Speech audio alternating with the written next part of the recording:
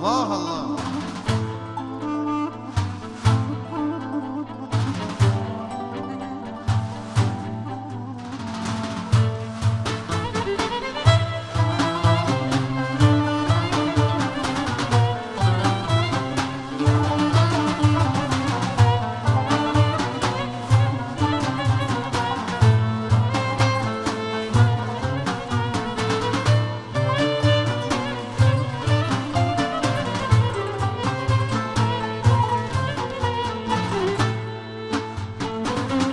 أنت ربي أنت حسبي بار لها توي سما. أنت ربي أنت حسبي بار لها توي سما. توج أمين ومقتدامي يا رسول الله دخيل. توج أمين ومقتدامي يا رسول الله دخيل. يا رسول الله دخيل. يا رسول الله دخيل. يا رسول الله دخيل. يا رسول الله دخيل. يا رسول الله دخيل.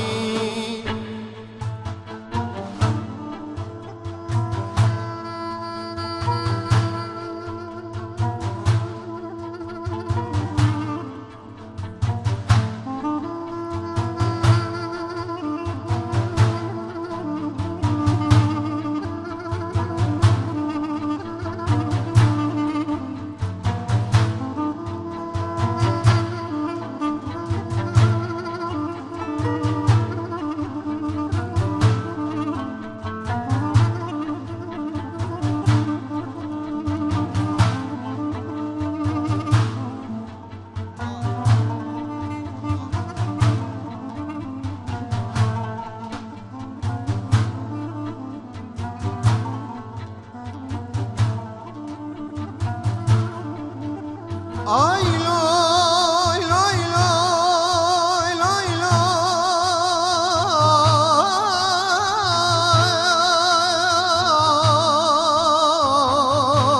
loy. Ay lama loy azize kemay.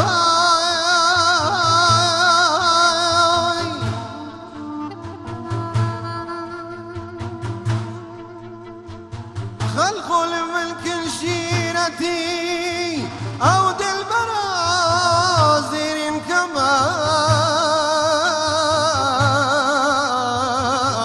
كمان.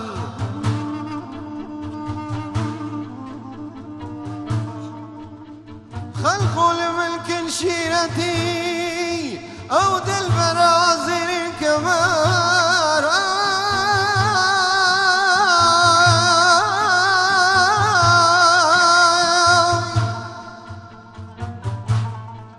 من ديد حالي غفلتي هالدرج برجي والخمان.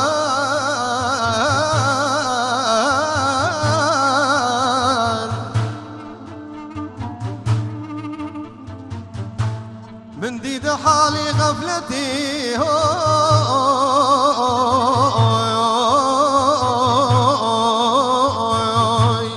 هاد برج برجي والقمر. لوي لوي لوي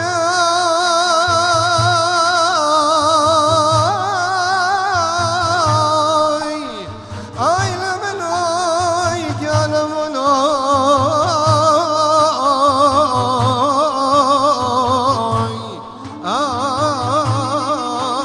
اي بندر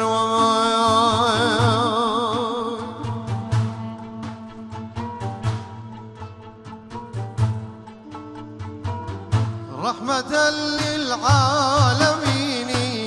نقشي داود ليدك. رحمة للعالمين نقشي داود ليدك. نقشي قلب محبي خودك يا رسول الله دخيل. نقشي قلب محبي خودك يا رسول الله دخيل. يا رسول الله دخيل. يا رسول الله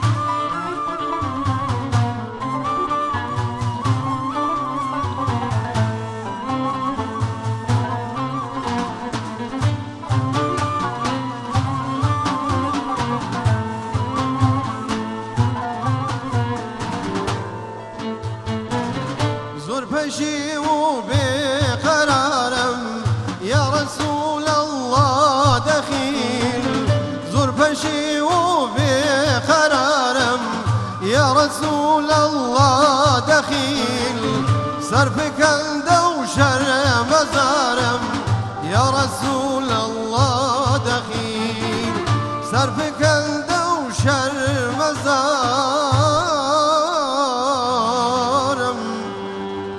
يا رسول الله دخيل.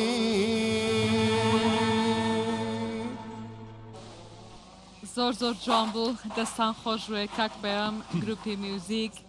دووبارە سڵاوتان لەبێت لە بەرنمەیەکی دیکەی پارشیف لەگەڵتانین بگومان خۆم و هاوکارەکانم دکتۆر ئادەم کاک پەیام کاک سەفقان وەکو هەموو شەوێکی دیکە بڕگەی زۆر تایبەتمان بۆ ئامادەکردوون لەسەر قەڵای هەولێر کە شوێنێکی کوردانەیە شەوانە بەرنمەکەتان پێشکەش دەکەین ئەم شەو پێش جارە کاک پەیام بەخێربی زۆر سپاس ئەم ڕێز 5 بەشدار بوومان هەیە ئەم شەو ژینکی گەشت و هەوا هەنکی ئەم شەوکەبێ بەس خۆشی هەواگە بەس خۆشە بەڕاستی لەوەتەی لە قەڵاین شت نەماوە بە سەرمانانەیە ئەزانی دەمێ خۆڵبارینە دەمێ ڕەشەبایە بەس خۆشی شەوە تۆزە باکە زۆر خراپ کورسی هەر نەما لەم هیوادارم سبەش بەپێی کەشناسی یعنی ئەمڕۆ باش خۆڵبارین ڕەنگە دیسان بێتەوە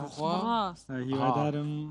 وەڵام هەواڵێکی خۆش نەبوو دکتۆر ناوەڵا بەسەوە ئیتر بۆەوەی خۆمان ئامادە بکەین بزانین چی دەکەین هەر تشت بە مرۆڤ خۆش دەبێ دەبەر و باو چ قوسی هەر نەخۆش بێ مرۆڤ خۆش دەکییانی ئەم دەتوانین شەوی خۆش بکەن کاک پێیان بپرسم تا بەلای زیری و کی بوو هەلبەستا داکێ بوو قوربانگیان ئەوە شعری تکستەکە یعنی نی حەزرەتی شێخ سەید تەها نەخشبەندی کەمالیزادەی نەخشبەندیە چەند ساڵ ڕابردوو ئەوە تقریبان هەفتەوە ئەوە 24 ساڵ لەمە بەر ئەمە بە خوێندووە 24 ساڵ لەمە بەر نی حەزرەتی شێخ سەید تەها کەمالیزادەی نەخشبەندیە ولا ئالبومی پەیامی عاشقانە ئاهەنگدانەرەکەی خۆمم سعات خۆش تەنزیم لە ئۆرکستری نەوازەندەکان یعنی ئامێژەکانی سەمفۆنیکی ئێرانە سەفقان ئەو شەو پەیام منافەسەت دەکە لە مەلای جزیرە وڵا مامۆستەی ئاینی ئەمن معجبی بەڕاستی معجبی شارەکانی مەلای جەزیرە وی چاواخین فۆنەتی کاوی چاوا بوو پڕ باش بوو پڕ باش نەخواستم دەما یعنی بەدڵت بوو ئەو دلبەرا زێڕین کەمەرولۆتە زێر کرد زێر کاتەی زێرش خۆ أنا ئەمشەو ئینشاءالله چون تەلەفۆنیان کردووە بۆ من دووسێ نەفەر ئەمشەو ئەگەر ئینشاءالله مەجال مابوو دووسی کوپلە ینی دووستی چت من سیاچەمانی هەورامی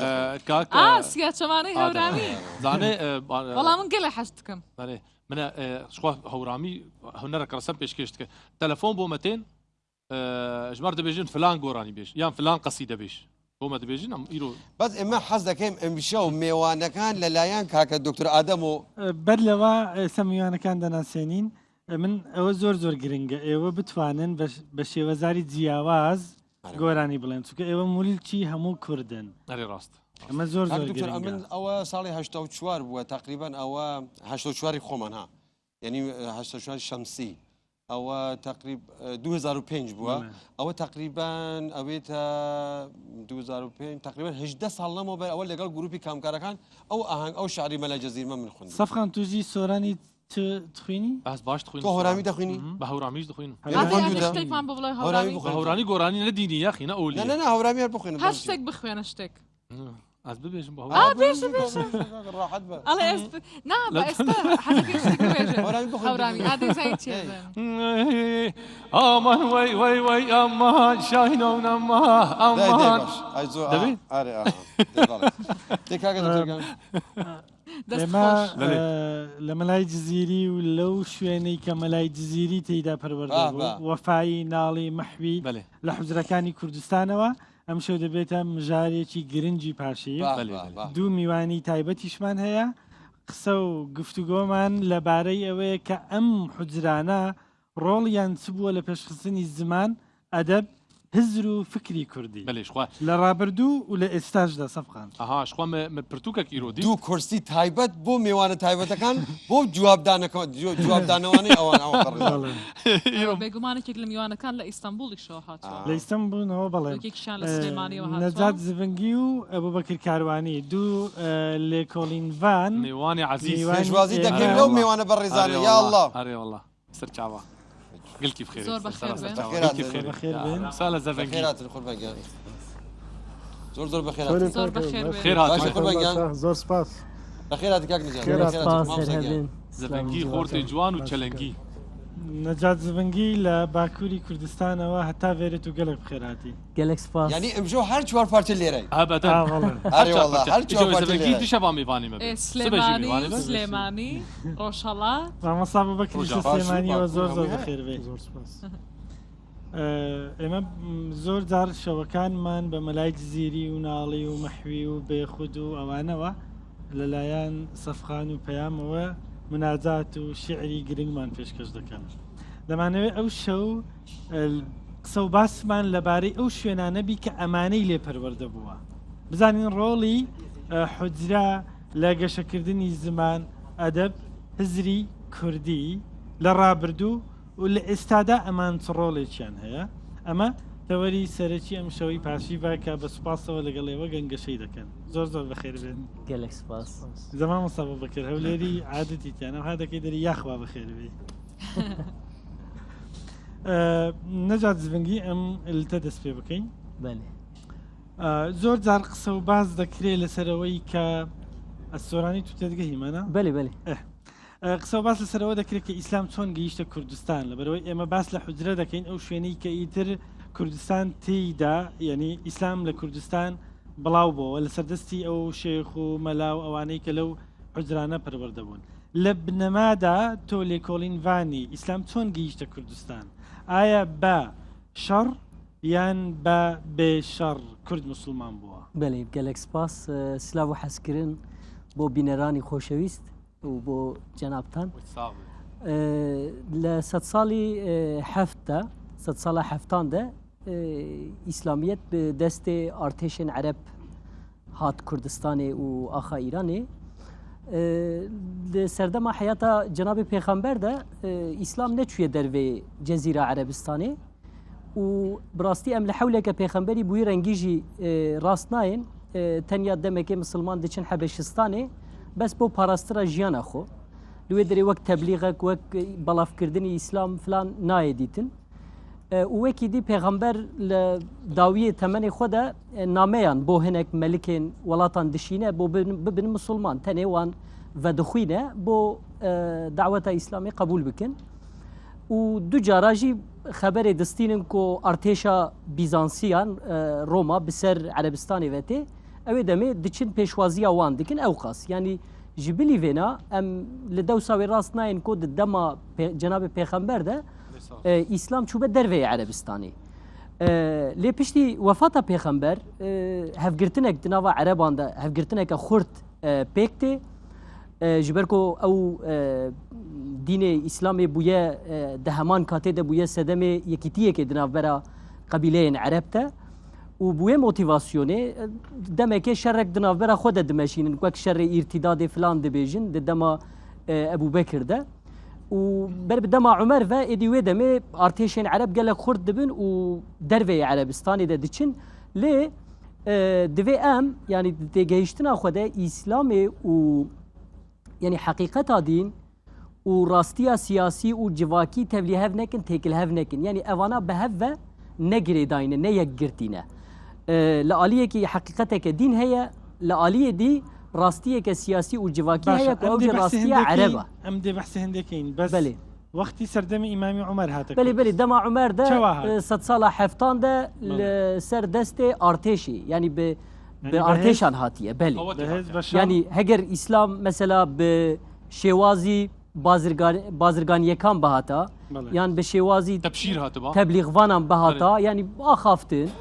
axaftinek azad belkî wê şêwaz cuda bûna lê belê li ser destê artêşî yani bi eskerî hat شرط و مرج هبون قدر باستي كردستاني بن شرط و مرج برجو اولك دين هبوز باورتكم ويشا كرد belê belê hemî civak olên شرط و wan مرج هبو hebûn. دماغ ارتيشا اسلامي لرد وستيا لسر سينور تبليغ ذكرن قو شرط ما ياك دوس السي قال او شرط شبون قو هرتنا اولي بو قال له جزيه بو قال له belê شو yani helbet wekû prosedûrek wan vedixwînin ji bona ku İslamê qebûl bikin yan heger win İslamê qebûl nekin hûnê cizyê bidin me serî ji me re bitewînin em ê bibin hukmranê we yan jî em ê bi were şer bikin نەجات زڤنگی ئەوەی تۆ دەیڵی پێچەوانەی بەشێک لە شارەزایانی کووردە لە بواری مێژوو دەڵێن کورد بۆ خۆی ژێردەستە بووە لەبەرەوە بە ئاشتی دەرگای کردوتەوە پێشوازی لە مسلمانە عەرەبەکان کردووە ئەگەر دروست بیوەکەوەی تۆ دەیڵی دەڵێن کورد بۆ خۆی دەرگای کردوتەوە نەک با بڵێن مقاوەمە و شەڕ ڕووی دابی ئەوەی کە ڕووشی دابی یی هێزی فارس و ئەوانی تر بووە لەسەر خاچی کوردستان شەڕیان کردووە کورد نەبووە تۆ قسەت چێ بۆ ئەمە بەێ ئەمە ڕاست نییە لە بەڵگەیەک ڕاست ئێمە بتوانن لە چاافکانی دیرۆکی تاریخی بنێرن ئەمە ئاگاهیەک ڕاست نییە لەبەر چی مەسەلا بەلازووری ئەلکامیل فی تاریخ ینی ئەف کتێبێن مسلمانان دیرۆکناسێن مسلمانان دەما نویسینە بێگەل و ئارتێشێن عەرەبان چەوە هاتنە ئاخا ئیرانێ و کوردستانێ و چ قەومیە بەحساوێ بەرفرەهی تێتەکردن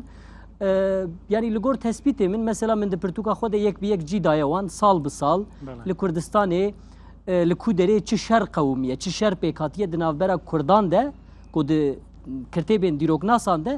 ئەف شەر وەکە دناوبەرە کوردان و ئارتێشە عەرەبان دە قەومیە هاتیە بنافکردن یعنی وەکو کورد هاتنە بنافکردن لە کتێبەکانی سەرچاوی مێژوی مسلمانە بەێ یە مسلمانە بیانیان نی ئەو کاتێ حکوم ئەو کاتێ کوردستان کێ بووە لە داوی حکومڕانی کورد ئێمە دەزانین وەکو دەسەڵاتی کایۆس هەبووە بەس دەسەڵاتی کایۆس تێک چوویە کورد لە دوسێ قەرن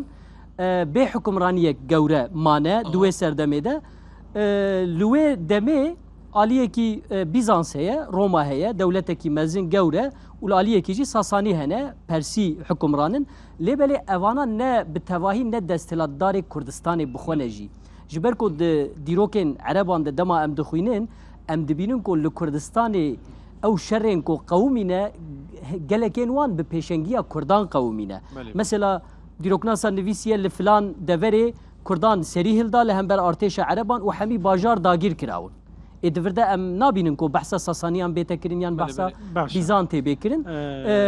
Li vir em çi fêm dikin Kurd dîsa di welatê xwe de di xaka Kurdistanê de وەکو میرەکتیان وەکو باژار دەولەتان دیسە هەبوو بەێ دەولەتەکە یەکگرتی گەورە و خورد نەبوو لێبەلێ وەکە باژار دەولەتێن کووردا دیسا وێ دەمێژی هەبوو باشە ئەنجە بزانین مامەسا ئەبوو بەکڕەڵەچی دکتۆر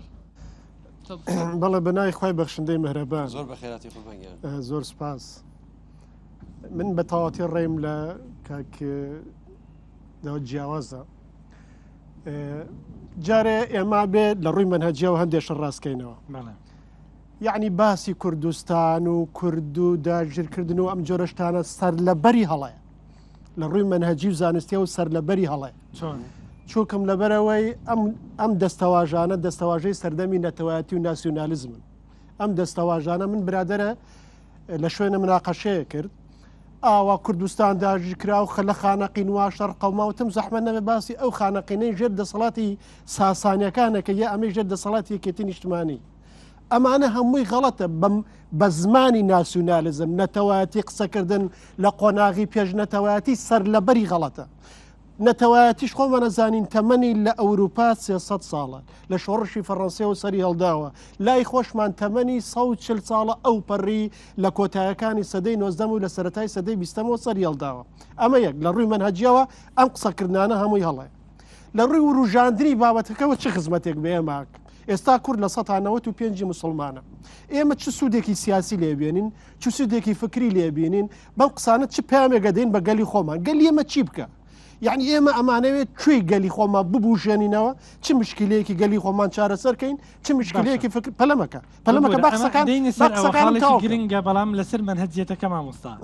لەسەر خاڵی یەکەم باقسەکانم تاوەکەم دوای پرسیارم فەرمە خاڵێکی تر ئەوەندەی ئێمە مێژوو بزانین لە پێش ئیسلام لە پێش سەرهەڵدانی ئیسلام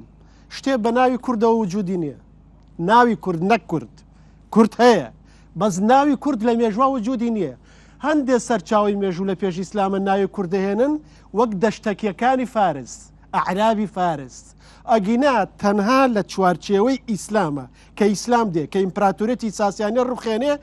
بۆ یەکەم جار کورد لە مێژووە بە ناوی کورد دەرەکەوێت بۆ یەکەم جار یوئێنێکی ئیسلامی لە سەردەمی خودی پێغەمبەر درودی خوای لەسەر بێ دەرەکەوێت جابانی کوردی سلمانی فارسی سوهەیبی ڕۆمی بیلالی حەبەشی لەگەڵ عەرەبەکانە یەک یوئینە ئیسلامی لەوێوە کورد لەگەڵ فارس جایە لەگەڵ ڕۆم جایە بۆ یەکەم جار ناسنامە تەبیعی بەو کاتە نە بەمانانەتەوەیەتەکەی کورد لێرە جیابێتەوە دوای ئەوە لە سەردەمی ئیسلامە وردە شخصێتی بۆ پیابێ لە سەردەمی ئەمەویەکانە تێکەڵاو بە شەڕەکانە بن بە شەڕی خەوارجەکان خۆمانەزانین لە دەشتی شارە زۆر تێکەڵاو بە ململانەکانە بن لە سەدەی دووەمی کۆچیەوە میرنشینە کوردیەکان دروستە بێ ئێمە لە پێش ئیسلامە میرنشینی کوردیمان نییە دەسەڵاتی کوردیمان نییە هەتا ئەگەر ئەو ڕیوایەتە ناسیۆنالیستە قبولکەین کە ماد دەسەڵاتێکی کوردی بووە یا بڵێن ئیمپراتۆریەتی کوردی بووە لە ماوەی 1000 ساڵە لە ڕوخانی مادەوە تا ئیسلام کورد غایبە لە مێژووە کورد لە مێژووە غایبە دوای ئەوە ئێمە میرنشینەکان بۆ یەکەم جار کورد خۆی ڕێگەخە میرنشینەکان دروستە بێ قۆناغی دوای ئەوە دوو قۆناغمان هەیە قۆناغی ناسینی کورد بە قەڵەم قۆناغی ناسینی کورد بە شمشێر کورد لە چوارچێوەی ئیسلامە سوڵتانی بۆ پیابێ سلطانی بۆهیمان هەبووە سلطانی سۆلجۆقیمان هەبووە سلطان سەلاحەدینیشمان هەبووە سلطان سەلاحەدین ویستی پایتەختی عەباسی بەغا داگیر کە خۆزگە داگیری کردایە داگیری نەکرد بەڵام لە جززیرەوە تا یەمەن و قاهیرە نیمچە ئیمپراتۆریەتێکی لەژێر دەستا بووە بەڵام بە ناوی کورد کردوویەتیان بە ناوی ئاخر غەڵەتە قسێ جانەکەم غەڵەتە قەیبە دکتۆرات هەیە تۆ نابێ قسە بۆ غەڵەتە نابێ عەرەب بە ناوی عەرەب کردوێتی تورک بەناوی تورک کردوێتی فارس بەناوی تورک ببوورە جانەکەم ئەمە مەجای پرسیار بکەم بڕاتەوی لە ڕووی علمیە و مەجای پرسیار دەکەم بتو وەڵام دەدەیەوە تەوا فەرموو هەم زۆرێک لە مێژونوسان یان ئەوانێکی ئیش لەسەر فکری عەربی دەکەن دەڵێن عروبەت لە ئەمەویەوە دەستی پێکەوە هەر غەڵەتێکی مەنهەجیان کورە بابە برای گیان پێستە دەرکەوتنی ناسیۆنالیزم باسی نەتەواتی نەبووە هەتاکو و سەر هەڵدانی جۆن تورکەکان لە دەوڵەتی عوسمانیە ئەسڵا نەزانی تورک چۆن سیر کراوە لە دەوڵەتی عوسمانیە یەکە بە خەڵکی ها کرمانج و هیچ تیابەستە نەبوو یعنی جنێو بە جنێو تورک بوون جنێو بووە لە دەوڵەتی عوسمانیە بنەماڵە بوون خەڵکانی بنەماڵە بوون بە ناوی ئیسلامە و بە ناوی ئیمپراتۆریەتەوە حکمیان کردووە مێژونوسەکمان پێ بڵێ ئەم مێژونوسە دەڵێ کورد لەژێر سایی دەوڵەتی عوسمانی چیت خوا دووبارە تورکەکان بەڵێ هیچ نەبوون هیچ حسابیان بۆ نەدەکرا وەکو چی بوون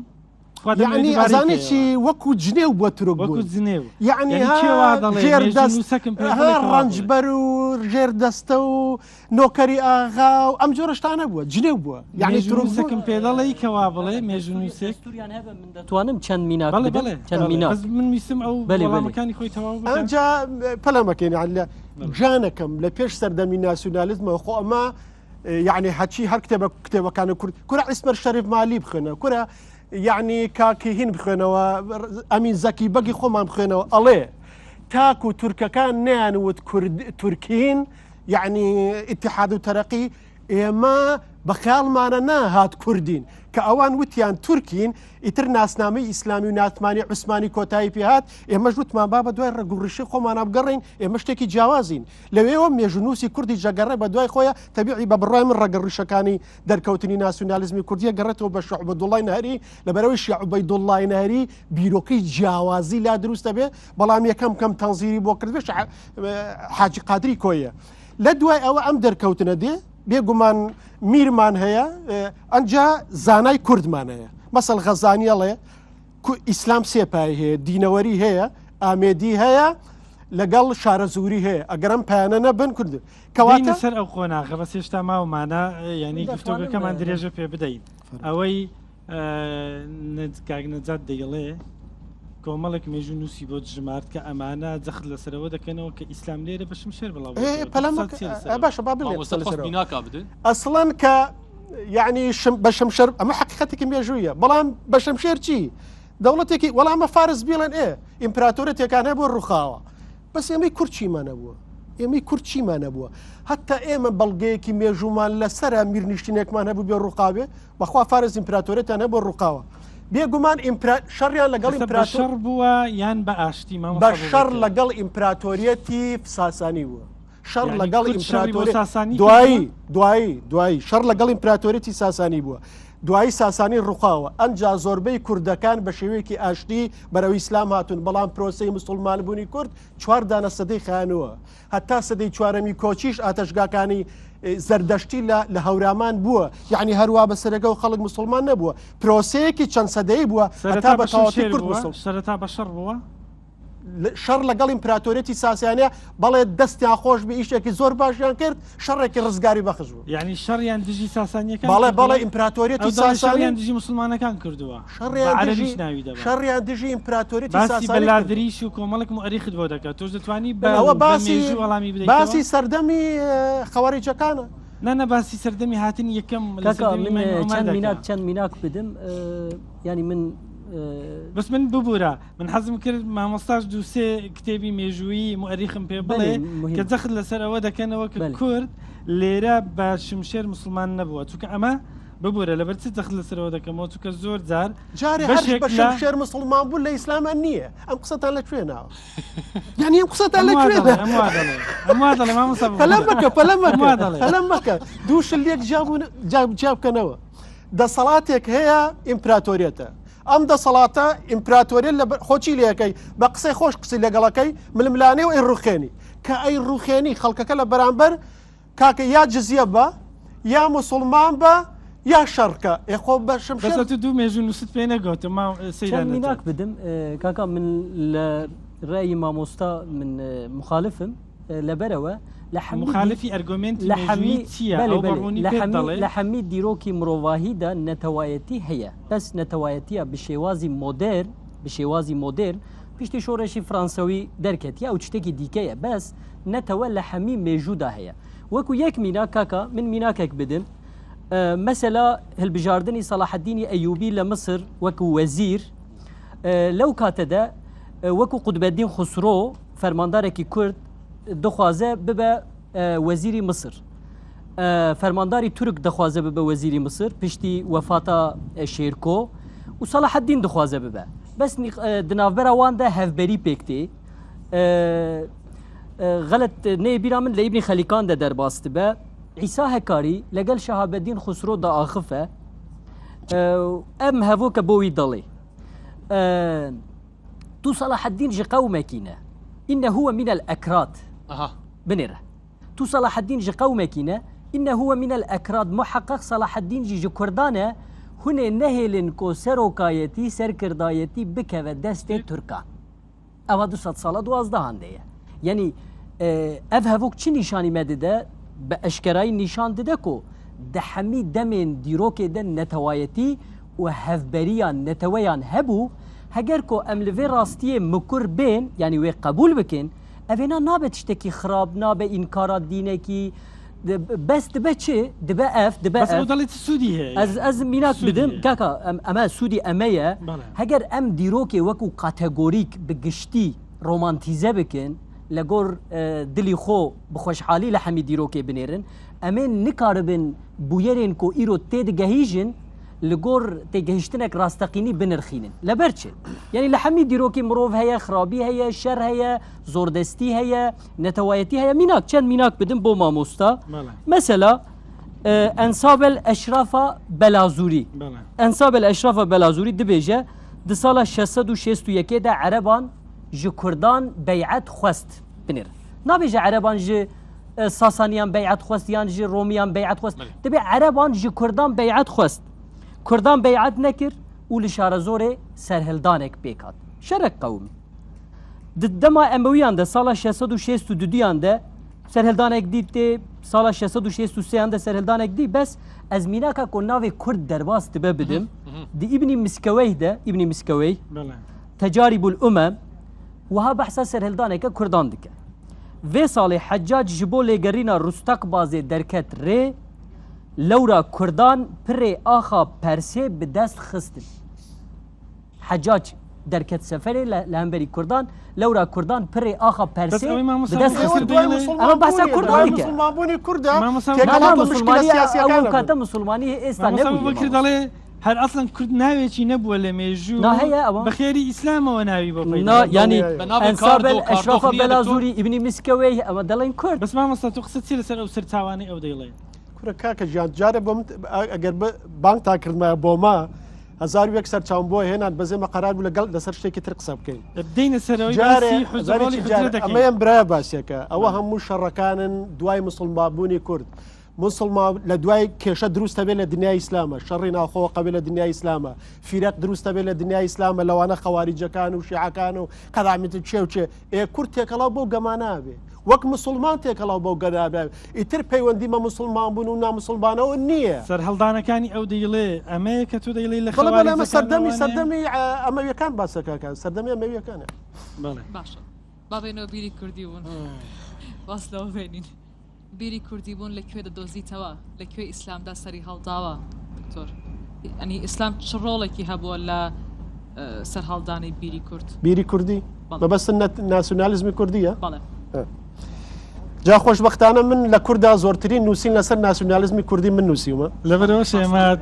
تا ئێستا من هەش کتێبم چا کردووە 2200 لاپەڕە قوارە گەورە ماجستێر و دکتۆرایەکشم هە لەسەر ناسیۆنالیزم لەبەرەوە بە دڵنیایەوە قساکەم بەدڵی خۆتە بێگومان ئیشی ناسیۆنالیزم لە ئەوروپا سەریاڵدا یعنی بیرۆکەیەکە لە خۆرئاوا سەریاڵداوە لە خۆرئاوا و هاتووە بۆ دنیای ئیسلام یعنی کە بۆ دنیای ئیسلام هاتەوە یەک دوو حەقیقەت لە پەیوەندی نێوان کورد و ناسیۆنالیزم و ئیسلامی هەیە یەکەمیان کورد بە هیچ جۆرە لە هیچ نەتەوەیەکی ئەم ناوچە دوانە کەوتووە لە هوشیاربوون بە نەتەوایەتی خۆی یعنی ئێمە شێخ عوبەیدوڵڵای نەهرێ بینین کە لەگەڵ یەکە لە مژدەدەرە ئەمریکەکان ئەڵێ ئێمە نەتەوەیەکین لە فەرهەنگ و زمان و دینیشا لە فارسەکان و تورکەکان جیاوازی ئەمە مهمە چکم یەکێ لەو بیرۆکانەی ناسیۆنالیزم ئیشی لەسەرەکە بیرۆکەی جیاوازیە بیرۆکەی من پێناسەکردن لە بەرامبەر ئەوی نەتەوەیەوە ئەڵێ لە ڕوانگەی فەرهەنگ و زمانەوە ئەمە فەرهەنگ و زمان ئەبێ با پێوەەر بۆ جیاکردنەوەی من و تۆ هەتا دوێنێ نەبووە هەتا دوێنێ هەمومان مسلمان بووین هەمومان سونی بووین هەمومان لە یەک چوارچەوەی هەمومان عوسمانی بووین بەس ئێستا پێوەرێکی تر دێ ئەڵێ لە دینی شالێک جیاوازین تەبیعی لە دینا چۆن لە تورکەکان و لەگەڵ فارسەکانە ئێمە سونەین و ئەوان شیعان لەگەڵ تورکەکانە ئێمە شافعین و ئەوان حەنەفین دین بەم مانایە یا تێگەیشتنمان بۆ دین چووکم جۆرێک لە تەکفیری سوڵتانیتی عوسمانیشەکە لە سوڵتانی عوسمانیەکە هێرشێکی زۆر گەورە بە تایبەتی کە 200 سەرۆک عەشیرەت و ئێوێ یەکێتێک لە نێوان کوردان چێ بکەم جۆرەشتانە ئەمە یەک دووەمیان بە پێچاوانەی ناسیۆنالیزمی تورکی عەرەبی فارسی کە لەسەر دەستی کۆمەڵێ نخبەی سیکولار نائیسلامی هەندێک جار کە منەتەوایەتیەکانی تری وەکو مەسیحیەکان و جوولەکان و ئەمانە سەریەڵداوە کورد لە ناو چوارچێوەی سونەتی تەقلیدی ئیسلامیە سەرەتاکانی ناسیۆنالیزمەکەی سەریەڵداوە شێخ عوبەیدوڵڵا بگرە لە دوایە بۆ شێخ مەحموود بۆ شێخ عەبدولسەلامی بارزانی بۆ شێخ سەعیدی پیران بۆ قازی محەممەد یەکەم فەزڵەکە بۆ ئەو تۆڕە سونەتیە بە تایبەتی تەریقەتی نەقشبەندی بە پلە یەکەم دوایی تەریقەتی قادری ئەمانە بەڵێ لە چوارچێوەی ئەو تۆڕە ڕێخستنە تەقلیدیە ئیسلامی و ڕەمزە ئیسلامیە میلیانەی لە کۆمەڵگای هەبوون سەرەتاکانی نەتەوایەتی کوردی لە باوەشی ئەمەیە گەشەی کردووە تەبیعی دوای ئەوە لە چلەکانەوە وردە ئەگۆڕێ و سیکولاریزم و چەپ زاڵە بێ بەسەر ناوەندی کوردیا کە خێرمان لێ نەبینی لەبەرەوەی هەتا ناسیۆنالیزمی کوردی مەشرەبی ئیسلامی بوو سربەخۆ خواز بوو کە کەوتە ژێر هەژمونی چەپ بوو بە لامەرکەزی خواز و ئۆتۆنۆمی خواز مامۆستا شخوا دکتۆر بەحسا گەلێک ناوا کرد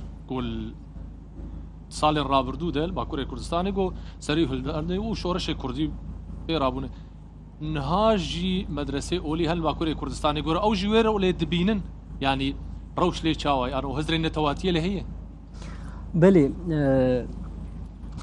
ینی حزرا نەتەوایەتیە ئەم دکارن بێژن ji ber ku sedemê damezrandina medreseyan di pirtûkên misilmanan de jî bûyî rengî derbas dibe mesela di serdema Muawiye de gelek kes tên hinartin bo welatên cuda cuda ji bona gel fêrî erebî bikin û desthilata ereb ji bona ku desthilata xwe xurt bike erebî balavkiriye li hemî herêmên ku lê desthilat bûye belê ez yek mînak bidim mesela heta İbn Teymiye yek ji zanayên misilmanî meşhûr e navdar e di pirtûka xwe ya bi navê sirat-ı müsteqîm de sîrat-ı müsteqîm de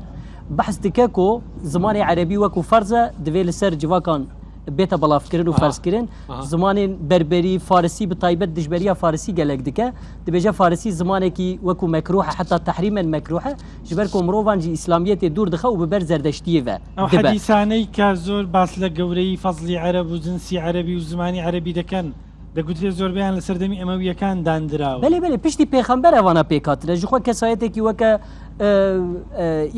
عابد الجابری مەسەلە بەحث دکە کۆچەوە ئارتێشی عەرەبا ji بۆ ناکۆ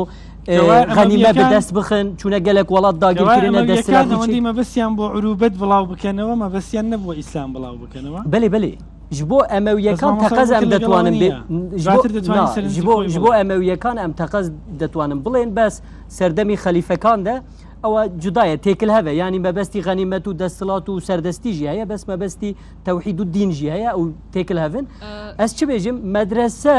لە هەمی وڵاتان بە تێگەیشتنا بەڵافکردنا عەرەبی ئاوا بوون سەردەما سەلچوقیان دەژی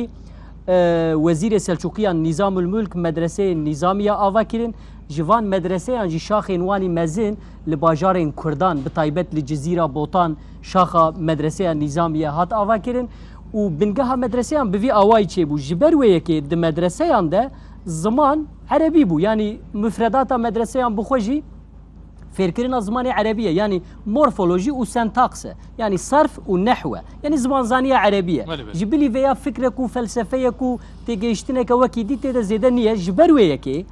di medreseyan de fikra netewayetî falan bi pêş neketiye lêbelê بەس مامۆستا بەکر گوتی ئەگەر فکرێکی نەتەوەیی هەبوو بی لە ناو کورد فەزلەکەی بۆ ئەو مەدرسانە دەگەڕێتەوە ez wê dibêjim piştî dewletî Kurdî yanî piştî dewleta Eyyûbî Merwanî Şeddadî Hesnewî gelek Kurda piştî destilatan Ereban qels bû têk çû Ebasî yanî çawa têk çû nerûxiya lêbelê qels bû wê demê tarîxê misilmanan de dibêjin tewayîfê milûk yani hemî miletan deverên cuda cuda destilatên xwe ava kirin mesela Farisan Tahirî Safarî Samanî devletên xwe ava kirin wê demê de wê katê de Kurdan jî weke Hezbanî Rewadî Şeddadî Merwanî devletên xwe ava kirin bes piştî devletên Kurdan jî têk çûn êdî mîrektiyên Kurd hatin damezrandin di serdema mîrektiyên Kurd de em dibînin ku êdî zimanê Kurdî weke zimanekî zanistê îrfanê ilmê şîn dibe lê ev ziman rastî divê em li vê rastiyê jî hay bibin û qebûl bikin ev ziman bi serê saya mîrektiyên Kurd belav dibe ji ber çi kesên ku bi Kurdî nivîsîne bi giştî yan ji malên mîranin beganin mesela Şikriye Bidlîsî Yaqûb Begê Zirkî yekem kesên ku bi Kurdî nivîsîne ev kesin mesela Şerefxanê Bidlîsî behsa wan dike min re Şikriye Bidlîsî Yaqûb Begê Zirkî yani vana ji medreseyan derneketine lêbelê beriya wan kesên ku giringî didan Kurdan babe daye pîr şa evana jî çanda yarsaniyan di nav Kurdan de bû çanda kakeyiyan di nav Kurdan de wana jî bi Kurdî dinivîsî ez kaka ez berhev dikim ez berhev dikim kaka ئەو کوردایەتیە بەرهەمی حجرە ئیسلامە کە کورد مسلمان بووە ئینجا بیری لەوە کردوتەوە یان ئیسلام دەوری نەبووە تێیدا نانا ew yanî hizrî netewayetî ême tuwanin bêjin berhemî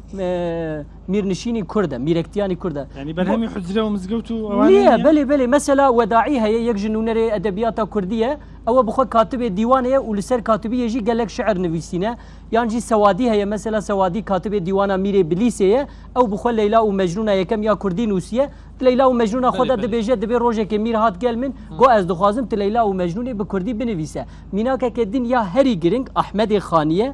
beriya wî Melayê Cizîrî yani lutkeya edebiyat û hizra neteweyî ya Kurdî nivîsiye Melayê Cizîrî Melayê Cizîrî katibê Mîrê Botan e piştî wî Ahmedê Xanî tê mesela Ahmedê Xanî di me mûzîna xwe de dibêje xud resteme ez neperwerîme yani ne ji ber sedemê ku min perwerdehiyek dîtiye min li medreseyekê yan li gel şêxekî melayekî xwendiye ez vê pirtûkê dinivîsim û vê hizr û baweriyê û bîrê belav dikim xud resteme min xwe bi xwe xwe guhandiye yani Ahmedê Xanî bersiva vê pirsa me dide bes çi bûye Ahmedê Xanî xwestiye hizra neteweyî di medreseyên ku erebî fêr dikin de jî cî bigire ji ber wê yekê Ahmedê Xanî yekem car زمانی دین کریە کوردی مثلا نوبهارا بچووکان نویسیە عقیدەیە ئیمانی نویسیە بە کوردی باش نها ئێستا ئانەکە دبستانین و حجرەیەن و هەن نها چاوی ڕەوش چاوایە یعنی بیا من نها ڕەوش خراپترە گەلە خەتەرەیە بتایبەت ئەز پارچەیەن دیگە کوردستانی نزانم لێبەلێ باکووری کوردستانێک و دبن دەسەڵاتە ترکان دەیە زمانی کوردیش خوا هەمە بێژە هاتیە ئاستا تونەبوونێک و پەروەردەهی لە گەلێک دەڤەران بە ترکی تێکردن و ڕاستیش خو ئەv سازیژی ئێدی دەمۆدە بوون دوێیان vê ڕاستیەژی قبول بکن ji ber ku ev sazî yên dema xwe bûn yên demên berê bûn û ziman zaniye erebî bi tenê yanî li van saziyan matematîk nayê xwendin fîzik nayê xwendin fen tıp nayê xwendin yani dikim dibêjin got êdî dezgeh û saziyên nû yên perwerdehiyê ne êdî xelk zarokê xwe dişîne dibistana zankoyan yani kolêjan bi vîya way perwerdehî ئەمە پێویستی بە قسەی زیاترە ئەمە مستەفا بەکرد ئێمە لە باشوور ئەمە جیاوازی ڕایە یان جیاوازی ناوچە جوگرافیەکەیە لە باشوور تەماشا دەکەین زۆربەی ئەوانەی ئەدیبن زۆربەی ئەوانەی کە سەرکردایەتی بزاوی ڕزگاری خوازی کوردیان کردووە خەریج و دەرچووی حجرەوە مزگەوتن داهێنانیان لە ئەدەب کردووە هەموو پارچەکانی کوردستان وایە بەبێ جیاواز بەڵام ئەو دەڵێ بەرهەمی میرەکان بووە نەک حجرا میر سەرپەرشتی حجرێ کردووە یارمەتی حجریدا جارێ میر کوردایەتی پەرە پێ نەداوە میر دۆخێکی خوڵقاندو منی شاڵا گەر تەمەنم بوو کتێبە گەنووسم سەرهەڵدانی کورد لە مێژووە بێگومان میرنشینەکان ڕۆڵێکی زۆر گەوریان بینیەوە گەورەتر لەوەی کورد بیری لێکاتەوە ئێمە بیری لەکەینەوە کۆمەڵی میرنشین بوو بەیەکەوە نەیان کرا و هین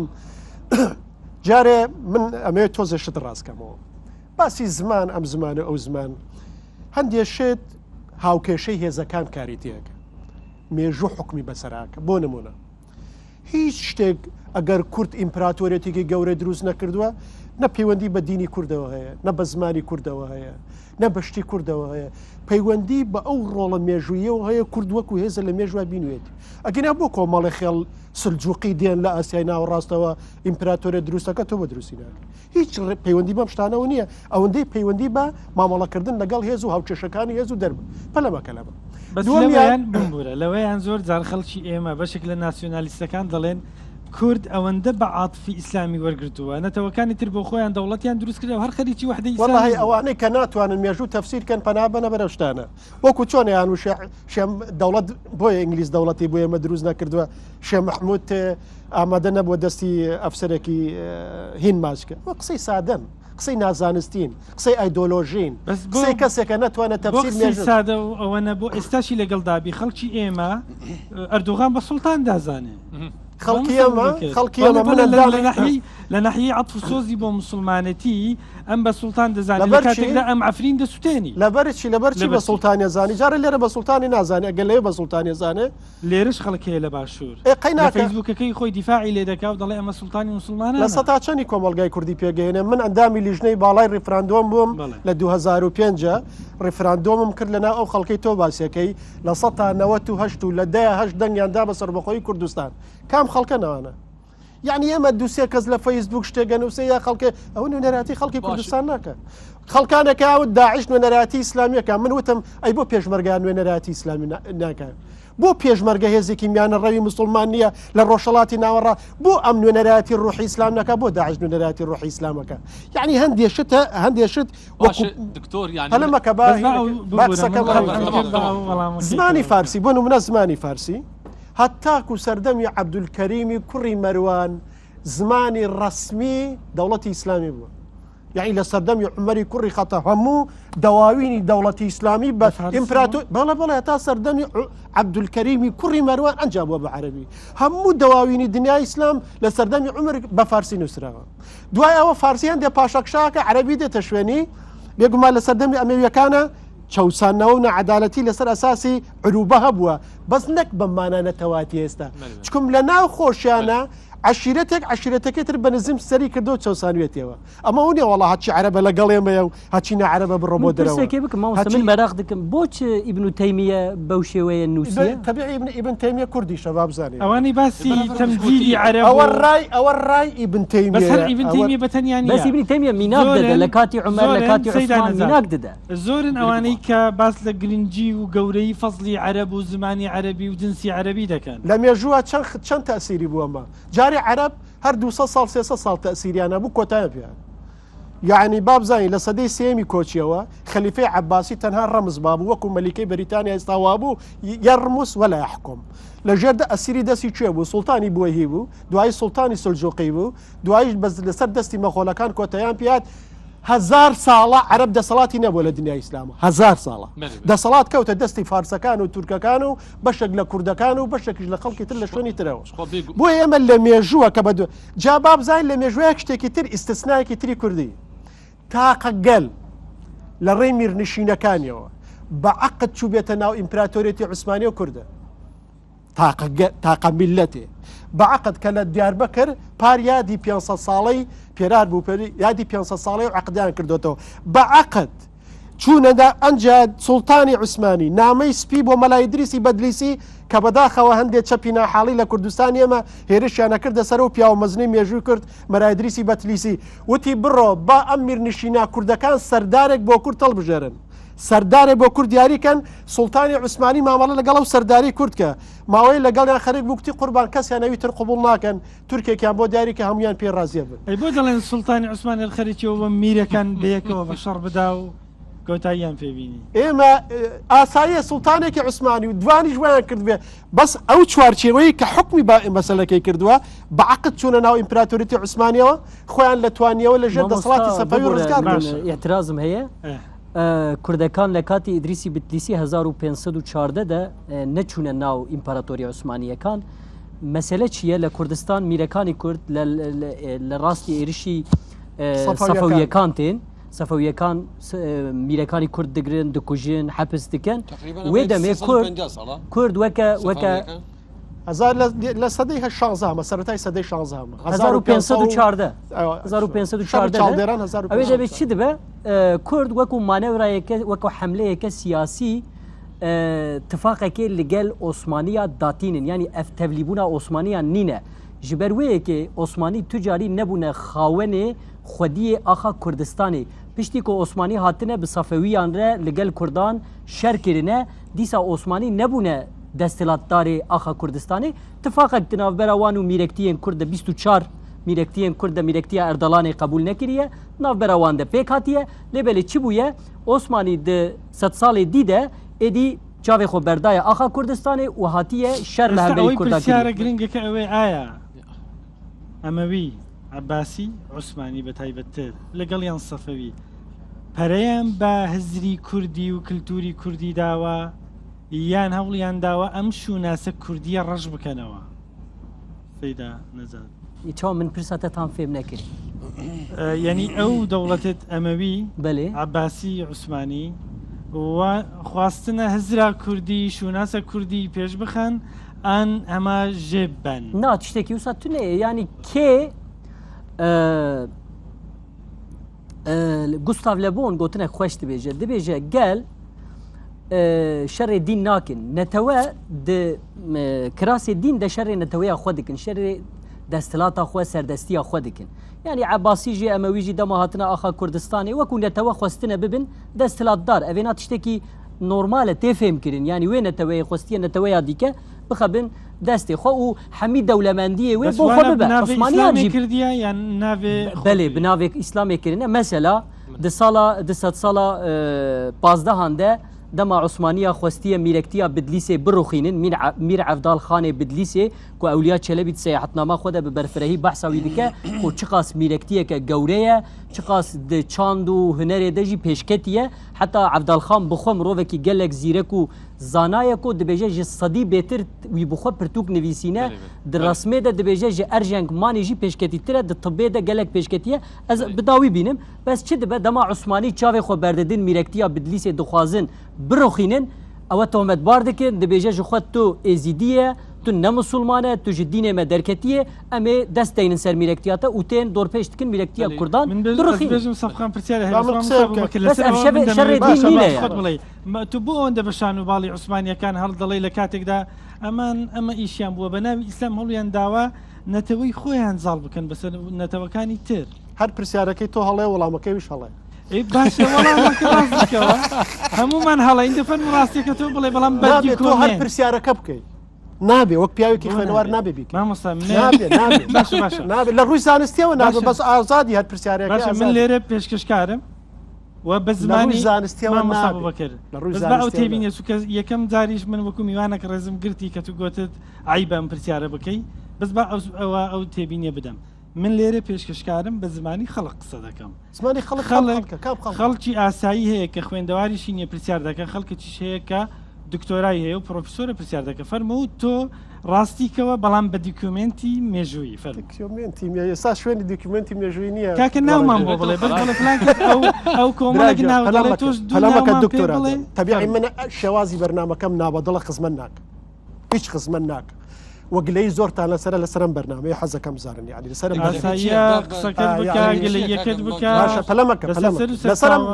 لەسەر بابەتەکان نەک لەسەر ئێوە نا ئێوە شتی خۆشەڵێن و تاڵ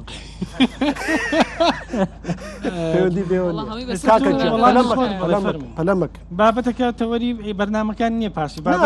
ساڵێکە ئیش لەسەرماکرێ لە کوردستان بابەتەکە تۆ بە شانوباڵی عوسمانیەکان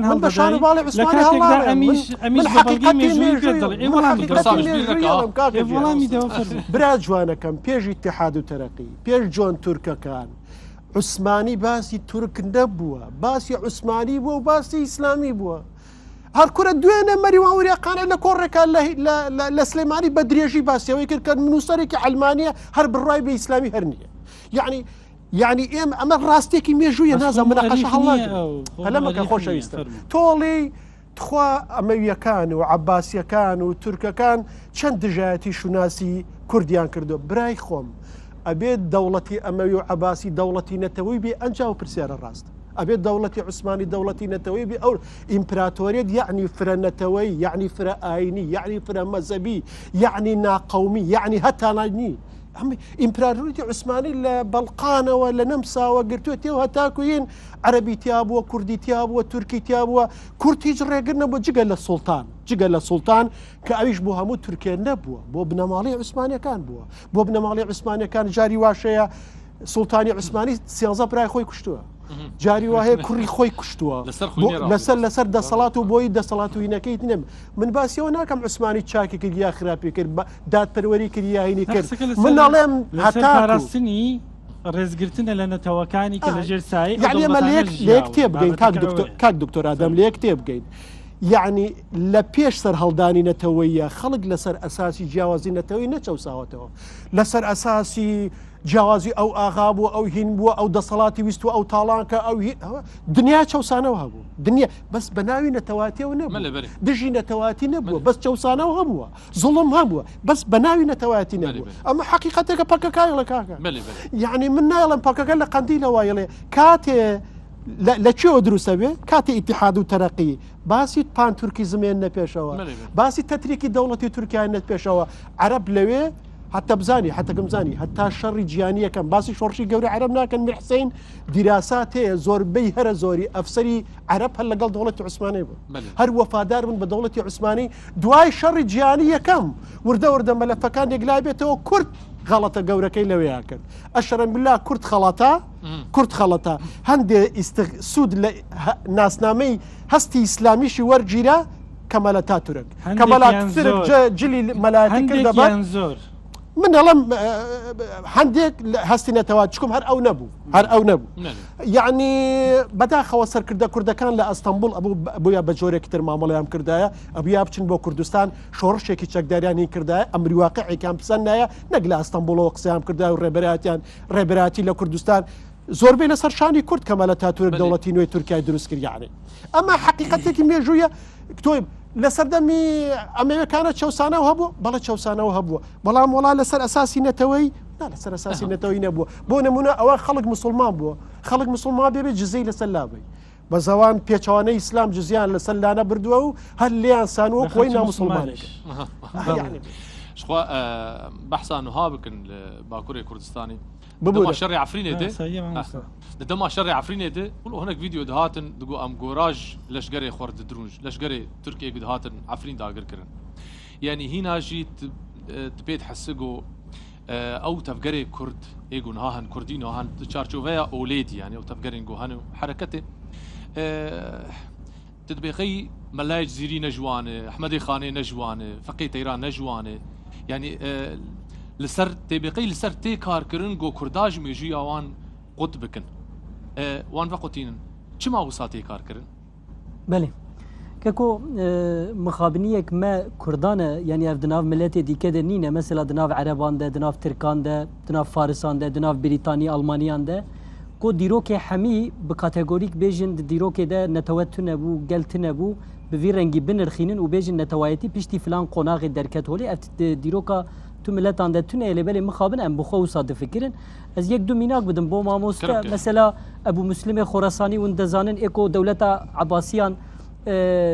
يعني امويان درخينه وعباسيان داد مزرينه او بخويه وكردكه و عباسي بير خاينتي دكن ويدكوجين تما ويدكوجين جي سري ويداتين الجوات اخو وابو دلام شاعرك عرب ويا لسري شعرك دخينه ودما ويتومد بار دك دبي ابا وكل كردو باب انت بابو بابير انت جخوا كرد بول يعني ديسا ميركتي بدليسه دما سلطان عثمانيه دخوازكو ارتشي عسكران بو اليكاريا ويبشينه وی تهدید دکه میره کردان دبیجه دبی ام جباب و باپیرن خود خوانه و خاکینه دستلات آخا خونه حسب عثمانیه نکاره لآخا کردستان آوی و خو مثلا اما چه دیاره یعنی هلوست دیاره وک من مثلا صلاح الدین میناک دا از بیم سر پرسا کاکا از بیم پرسا سر کاکیما دولت دستلات دار وکو ترکان وکو عربان وکو فارسان ناوی اسلامی شكل وشواز اسلامي جبو سياسات ودستلات اخو بكارتين يعني سو استعمال دكن يروجي سو استعمال دكن بو يعني بو شخص بو نتوا بو دستلات داري اخو بو برجوندي اخو قال لك فاكتورين جدا هنا مثلا يعني ترك كردش قصبه اسلام الله باب خوجه من ميناك كي بدم مثلا ترك مثلا يعني بالدهان جاران سروكي تركا قوت كرد لروجافا كردستان اخا خو فرح دكن او تشتا كل باشوري كردستان قومي امينه هلن كل روجافا بقومه كرد عربان جيوان بنير دقو كرد يعني كوريدوران كردي وي تشي بكن اف هفوك تف بكار داني اي بيشترا وقتا دي عفرين داغير دك وكو تشتكي اسلامي بنافدك يا علاقه اسلامي ابا تج كرد عاجزي تناخوازي دستلات وسروريه كردان هبي في اسلامي جخرا دكي ماسكي بيامش بساري هي بس استا بساره لبو هردوكتان استا لتشوي ايما أدب هزري كردي وردقرين لا حزركاني إسلامي تقليدي ما مصطفى أبو بكر يان لا حزب إسلامي كان يان لا أواني كباسي ريفورم وروشنجري إسلامي ده كان بتايبتر من ما بس ما لسر بابت الدينية كفوكس بكين ما مصطفى أبو بكر أبي دو قناق ليك جاو كينوا جاري ما جيرخانة كمان هي لسفرة ودس بينا كين أو جيرخانة مان بتايبتي جيرخانة كأدبي جورا من هي كتار رادي فلسفة وحكمتي كرديج لا أو أدبية بتاعتي أدبي كلاسيكية ما هلا ملاي جزيرة وبقرا تأكو كوتايا كاني وفايو أم جورشتاني إما سروتك مانيا أما ديار لا خانقة ولا حجرة ولا مانيا خوندني مودرن لكردستان دسي بينا كردو خوندني مودرن لكردستان دسي بينا كردو هي بيجوية كما قاتش مان لسر مدانوا اما پێژانەکانی دەرکەوتنی ناسیۆنالیزمی کوردیە یاخو ناسیۆنالیزمی کوردی جارێکی تر وەک کەرەسە بەکاری هێنەوە وەک ناسنامە بۆ نمونە کە لە بیستەکانە مەموزینی ئەحمەدی خانی چابە بێ لە ئەستەمبول ئەم مەموزینە تەوزیفکردنیە مەموزینە هی ئەو کاتە نییە چکم ناسیۆنالیزم هەموو مێژوو دوو بارانووسێتەوە حتا مێژوو ساختاکە یەکی لە ئیشەکانی ناسیۆنالیزم مێژوو ساختاکە بەو جۆرەی خزمەت بەخۆی بکە من پێم سەیرە لە کوردستانە خەڵک مناقەشە لەسەر نەورۆسەکە کاوە کورد نەبووە و زوحاگ وابووە و نازانم چی و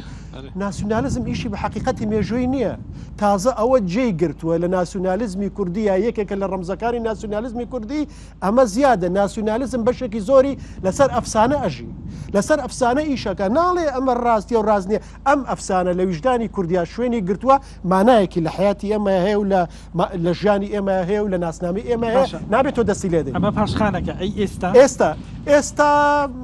بەداخەوە حجرە ئەو ڕۆڵەی جارانی نەماوە لەبەروی خۆمان نەزانین زانکۆکان منافەسیان کردووە و حجرە لە پەراوێزایە و حجرا و پیاوە گەورانەی جاران دروست ناکە مثل نالی و سالم و عەبدولکەریم و مدەڕس و شێخ میخان و جۆرەشتانە لەبەرەوەی ئەو ئیهتیمام ئەو قورسایی جارانی نییە، جاران قورسایی لەسەر ئەو بوو، ئەو ئیهتیمامەی جارانی پێنادرێ، ئەو تەرکیزە لەسەر ئەو نییە و منافەسەیەکی زۆری هەیە لەسەر لەلایەن دەستگا مۆدێڕەکانەوە بەتایبەتیش لەلایەن زانکۆکانەوە، بەڵام هەر بەشدارە سەرچاوەیەکی معریفەی ئێمەیە، ئێستاش خەڵەکەن لەوێەوە پێگەن و بەشداریەکەن. حیزبە ئیسلامیەکان بەشی خۆیان بەشدارن لە ئەدەبیاتێک کە دروستێکن. بیرمەندە ئیسلامیەکانی و ڕۆشنبیری ئیسلامیە ناحیزبیەکان لە کۆمەلگایە ئەمانیش بەشدارن. بێگومان بیرمەندەکانی جیهانی ژەستا فکر ڕوتێکی جیهانیشی هەیە، ئەوانیش بەشدارن لە بەشێک لە دیادیکردنی. ئێمە سروشتە خوێنینەوە، شبستەریە خوێنینەوە، مەسەل عەبدوڕەحمانی نەخوێنینەوە، لە ئەوروپا خوێنینەوە، نارە ئیسلامیەکان. چەندین فەیلسوف و بیرمەندی نائیسلامیش بەشدارن لە دروستکردنی هیزری منە. ئیسلامی و نائیسلامی بۆ ئێستا ئێمە لە دنیایەکی فراوانتراژین زیاد لە سەرچاوەیە بەشداریەکە لە دروستکردنی معریفە و تێڕوانین ئێمە. زۆر باشە وەڵام بداتەوە ئینجا هەمان پرسیار لە باکوور چۆنە؟ ئایا حوجرەکان یان پارتە ئیسلامیەکان یان چێ لەکوێ ئێمە فکری هزری نەتەوەی وەردەگرین؟ کەکۆ هەر ملەت لە گۆڕ ڕاستیە خۆ ئیسلامێت تێدەگەهێژە و بە فۆرما خۆ دژی، یعنی وەکو جلان بفکرن جل لە هەمی ئالیەن جیهانی جلە لێبەری هەر ملت لە گۆڕە ڕەوشە جۆغرافیا خۆ ڕاستیە خۆ جل و بەرگان لە خۆ دەکە، یەکی ئیسکاندیناوی و یەکی ئەفریقی مینە هەف جلان لە خۆ ناکە دە هەردەم ساڵیدا. دینجی وسایە، یعنی فارسان دین لە گۆڕ تێگەهێشتن و ڕاستیە خۆ فۆرمێک ژێرە ئافراندنە بتایبەت ئەم وەکە شیعە دکارن بناو بکن، هەم ناسنامەیە خۆیان نەتەوەیی پاراستنە، چاندا خۆ پاراستنە، دەستلات و سەروەریان خۆ پاراستنە، هەمژی وەکو مسلمان قبول وەکی ئیسلام قبولکردنە خۆ بنافکردنە و ژیانە حتا جیەکی. هەروەها تورکژی تورکانجی گوتیە ئیسلام ئەم قبولن، بەس ئیسلام چیکردنە خستنە خزمەتە دەستلاتا خۆیان سیاسی د فۆرما ئیسلامێک سیاسی دە ئیسلام قبولکردنە، یعنی ئەو ئیسلامەک و بەحسە جیهادی دکە غەزای دکە فەتحی دکە، یعنی ئەو ئێرشکار یعنی ئەوەکە ئیرۆ ئەم ئیسلامە سیاسی دکارن بناو بکن، ئەو بەلکی ئەو فۆرم بۆ ترکا مەقبول بە لێبەلی بۆ مە کوردان نینە. مە کوردان چی کردیە؟ هێژ دەما کۆنود ئارتێشی عەرەبان هاتنە کوردستانی و قسمێکی کووردا هێدیە دیبوونە مسلمان، مەسەلا سەد ساڵە هەشتان دە بەهلولێ دانا، مەسەلا ترادیسیۆنا یارسانیتیە دەست پێ کردیە وەکە فۆرمێکە تەسەووفێ، هەم تێگەهیشتنا نەتەوەیی فۆرمێکە تەسەووفی عرفانی، هەم تێگەهیشتنا نەتەوەیی حزرا نەتەوەیی پاراستنا چاند و فۆلکلۆر و دیرۆکا خۆ هەیە، هەمژی حەقیقەتا دین و عرفان هەیە. ئیرۆ وەختا تو ئیرۆ بپرسی ئیرۆ لە کوردستان بتایبەت لە باکوور ئێدی حجرە و مەدرسە باندۆراوان تنەیە شخوا هێزاوانی دامەزرێنەر فەلانجی تونەیە، ینی نەتوانن لە کوردستان ببن ئەمرازێ ڤەگوهرینەکە نەتەوەیی یانجی وەکی دن. حزرا نەتەوەیی ژخوا کەمیلیە پێک هاتیە هێ ji şerefxanê Bidlîsî heta ku şerefname nivîsiye û behsa netewayetiya Kurd kiriye û piştî wî Melayê Cizîrî û Ehmedê Xanî di me û zîna xwe de behsa netewayetiya Kurd kiriye û piştî wî Ubeydullahê Nehrî hatine beriya wan Mîr Bedirxan û mîrektiyên Kurd Mîr Mehemedê Soran, Ubeydullahê Nehrî, Mahmud Berzencî, Şeyx Abdüselam Barzanî, Şeyx Saîdê Pîran, yanî fikra netewayetî hizra netewayetî bi şêwazeke modern jî di nav civaka Kurdî de kemiliye pêk hatiye êdî pêwîstiya wê bi hicreyan, medreseyan, terîqetan yan sazî û dezgehên wekî dî tune ye. کاک نجات پێش ئەوەیکە پرسیارەکەم گوم تەفەکوراتی ینی فکری ئەو عەزیزانە بەڕێزانێکی سن ناوت بردن فکریان بیر و باوەڕیان چۆن بووە؟ قسمێکیان بیر و باوەریان مەسەلا بیر و باوەریانی ئیسلامی دینی ینی بەلی بەلی مەسەلا شێخ سعید پیران مرۆڤێکی زۆر ئۆڵدارە، بەس شێخ سعیدی پیران لە هەمان کاتتە لاوی مەسەلا شێخ عەلی ڕزا دەمی سەرهێلدان تێک دچە شێخ عەلی ڕزا دچە ئیرانê یەکەم دچە قۆنسولا بریتانیا داخواز dike ku biçe Londrayê Londonê Kraliyetê û ji bona Kurdistanek serbixwe legel Kraliyetê guftûgo bike daxwaz dike. Mesela Şeyx Elî Rıza mirovekî oldar e musulman e bes li layê fikrî siyasî civakî de mirovekî Kurdperwer e û serxwebûnxwazî Kurdistan e. Yani eva jiyanî wanî olî dînî jiyanî kesayetî û taybet e. Şeyx Ubeydullah Nehrî jî bi vî rengî, Şeyx Mahmud Berzencî jî bi vî rengî. Yani mîna têgehîştinên îro ئەم نکارن وانە وەکە ئۆڵدارێن متعسبی کۆ ئیرۆچەوە یعنی مەسەلا قودس یان مەسلەیە فلستینێ کرێنەوەکە پیوانێکە مسلمانیە ئەم نە پیوانێکە مسلمانیە ئەڤ بژارێک سیاسیە شێوازên جودا جودا ئەم دikarin گفتوگۆ bikin lê têgehiştina te ya kesanî tu kariye îbadeta xwe de taeta xwe de wekî ew xasî te ye yani ئیسا هەندێک لە خەڵکی بە شەرەفی کوردستان ئەڵێ من کوردی مسلمانم هەندێکیان ئەڵێ من مسلمانی کوردم هێلکە لە مریشکە یا مریشک لە هێلکە پرسیارە کۆنەکەی چەپەکە بە بڕای من ئێمە کوردێکی مسلمانین ئێمە کوردێکی مسلمان بەڵێ ئێمە کوردێکی مسلمانین ئەنجا ئەم دوو ناسنامەیە نابێ بیخەیتە بەرامبەریەکە ئەم دوو ناسنامەیە هەڵەیە ئەم دوو ناسنامەیە تەفازۆلی نین یەکێکیان هەبێ ئەویتریان نییە یا یەکێکیان هەبێ ئەویتریان ئەمانە تەکاملی یەکتری تەواوکردنن ئێمە ناسنامە بە تایبەتی لەم سەردەمەیە نابێ یەک ڕەهەندی هەبێ ئەبێ کۆمەڵی ڕەهەندی من لە یەک کاتە مسلمانم لە یەک کاتە کوردم لە یەک کاتە ئینسانم لە یەک کاتە ڕۆژهەڵاتیم باوکم ئەوەم بۆ نمونە من پیاوێکی سەر بەخۆ خوازم من مسلمانێک یعنی شانازیەکەم هەتا سەرسقان بە مسلمان بوونمەوە حەز ناکەی تۆ لەناو ئیسلامیەکان شازی لەبەر ئەو فکرە نەخێر نەخێر شاز نێم ئیسلامی تر سەرکردەی ئیسلامی تر وەکو تو ئاوا بیر دەکات ئاوا بریا بەشداریان کرد لە ڕیفراندۆم بۆ بەشداریکردن بەڵام چۆن بەشداریکردن هەندێکیان ئاخیری هەر بە ناچاری بۆ ئەوەی ئەگەر سەری گرت سبەینەڵێ وەڵام منیش خەڵکەکەی ترچیان کرد جانەگەم بەس ئەوەیە مەوزوعەکە پرسیارەکە ئەوەی بەجددی هەندێک جارگلەیی لە حیزبی ئیسلامیەکان دەکرێت بەوەیکەوە ئەوانەی باوەڕیان بە بابەتی کوردبوون و شوناسی کوردبوون هەیە ژمارەیان کەمە نەک ژمارەیان کەمە بگرە هەندێک جار وەکو غەریبەش دەردەکەون لە ناوە دەبا حەقی با دوو قسەی ڕق بکەین یەکەمیان ئەوەی بربەستە لە بەردەم پرۆژەی نەتەوایەتی کوردی نەتەوایەتیەکان ئەو هێزانن کە خۆیان بە نەتەوایەتی پێناساکە ئەوەی جەستەی نەتەوایەتی کوردی ئێستا داڕزانەوە لە کوردستانە وای لێ کردووە ئای بە باسیکەی تۆمەتبارە بی باسی کورد و قەوارەی هەرێمی و کوردستان و یەکێ لەوانەی ئازارە چێژێ و جاری وایە قسەژە خۆم منم یعنی تۆمەتبارە بی بڵێ تۆمەت لەسەر ئەوەی کاڵم کاکە قەوارەی هەرێم یەکێتی و پارتی نییە قەوارەی هەرێم بە خوێنی هەزاران شەید دروست بووە ئەبێ ئێمە وەکو چاومان بیپارێزین ئێمە ئەوە چه پەیوەندی بە دەسەڵاتێکە بیڕوخێنە دەسەڵات لە کوردستان یعنی ئەمە ناکۆکی ناو ماڵی کوردستان لە شەسەکانەوە بەردەوامە گەندەڵی خراپ بەکارهێناری دەسەڵات نەعەدالەتی ئیسلامیەکان ئەگەرەمانە هەبووینایە لە 1970 کۆمەلگا پێگەیەنن یعنی هیچ ئیسلامی مشکلە نەبوو ئیسلامی لە نەوەتەکانەوە بەشێکە لە پرۆژەی ناسیۆنالیزمی کوردی فەرموو لەسەر من هەموو ئیسلامیەکان من کەفیل ڕێگا خۆشکان بۆ سەربەخۆی هەموو ئیسلامیەکان لەگەڵتانن بەس کەفیلی سەلەفی ناکە ئیخوانیش لەگەڵە ئیخوان چێ ئیخوان نییە لە کوردستان ئیخوان چێ یعنی ئیخوان نییە لە کوردستان ناوی خوانەیە لە کوردستان بەرهەمی چێ بەرهەمی ئیخوان نییە یەکێتی نیشتمانی کوردستان زوو ماوی بۆ وایە ئێستا ماویە ئەوە پاش خانار ڕابردووی خوان ڕیشەی خوان ئێستا هێزەکە لە کوردستانە باسی سەربەخۆی و کوردستانت بۆکە وتکەفیلی سەلەفیەکان ناکەی بۆ کەفیلیان ناکەی لەبەرەوەی سەلەفی تێکەڵ بە ژیانی سیاسی نەبووە کە تێکەڵ بە ژیانی سیاسی نەبوو ئەو ئومەمی بیرەکاتەوە یعنی پێی وایە نابێ مەسلەی نەتەواتی نابێ نەسلەی نەتەواتی ئەم جۆرەشتانە بخەیتە دین ئەگەر بۆ هەموو شتەکان نابێ ئەمە کورد و عەرەب و نازی ئیسلامیەکانیش ئومەمی بیر ناکەنەوە سەیدانەجان یعنی ئومەمی ئەوەن ئینتەرناشۆنال بەێ ئیسلامیەکان ینی ئەم وها بێژن ئەو ئیسلامە کۆ ئیسلامێ دین وەکە هێزێک و فاکتەکە سیاسی تێدەگەهیژە مخابن ئەو ئیسلام لە کوردستانێ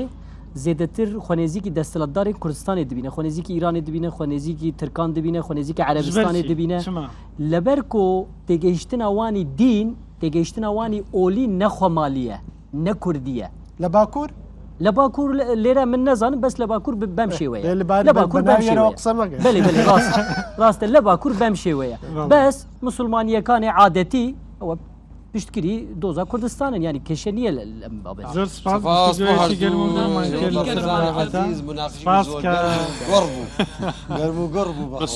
هیوای کوردستانێکی سەربەخۆ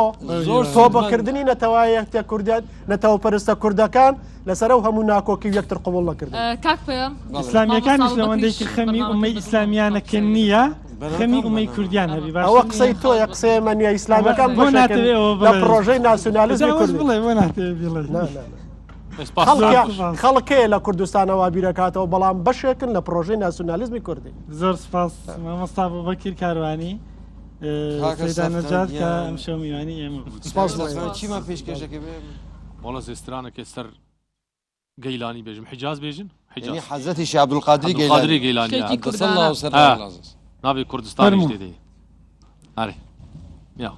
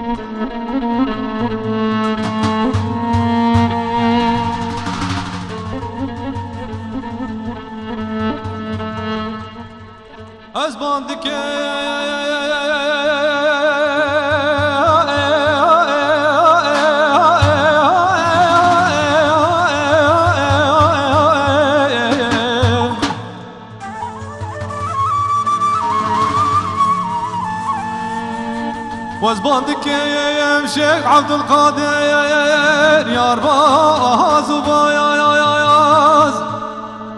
ظاهر كورة باطن حاضر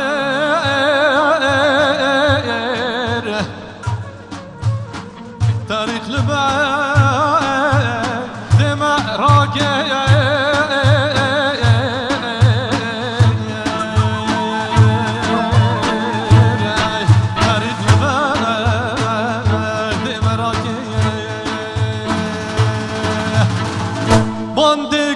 شيخ عبد القادر يار باز وباز باطن كورة وظاهر حاضر يار باز وباز برداد لم بيتك آقر يار باز وباز فريق البغداد مهراكر يار باز وباز الشيخ مقيلاني قيلاني قيلاني يا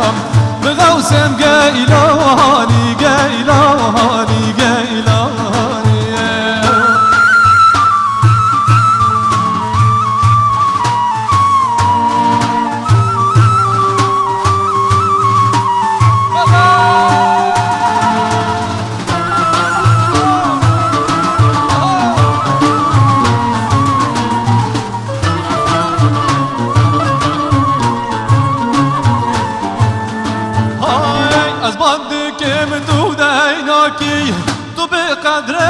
مصطفاكي سرخ والأولاد راكي قناه كارم تبرجاكي شغم قايلاني قايلاني قايلاني يا بغوسم قايلاني قايلاني قايلاني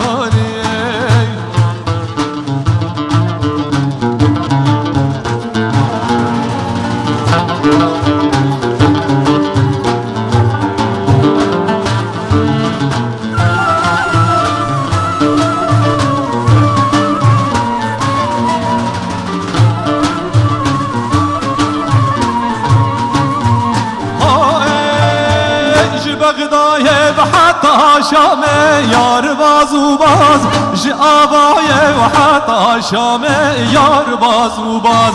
مريد هاتج خاصو عامي يار باز وباز صفي هاتج خاصو عامي يار باز وباز عبد القادر اسطونا اسلامي يار باز وباز بابي صالح اسطونا اسلامي يار باز وباز بشيخ مقيلاني قيلاني قيلاني يا بغوسم قيلاني قيلاني قيلاني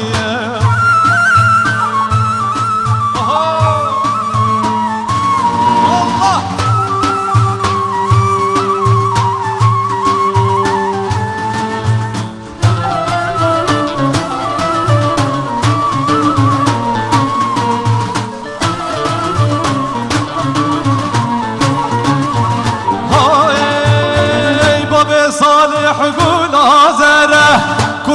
جوانه سراسره جده غوسم بخنبره قواز باد که مدد وره و تو شیخ شیخانی گیلوانی گیلوانی بغوسم گیلوانی گیلوانی گیلوانی تو شیخ شیخانی گیلوانی گیلوانی بغوسم گیلوانی گیلوانی گیلوانی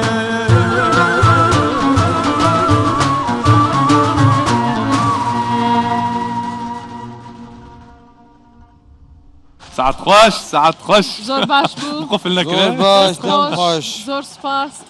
وەڵا سەبقان لێکم تاخیر دەفم بۆ لێ خوش بو یاری والله بە تایبەت خۆش تۆ باسی شێخ عەبدولقادری گەیلانی دەکا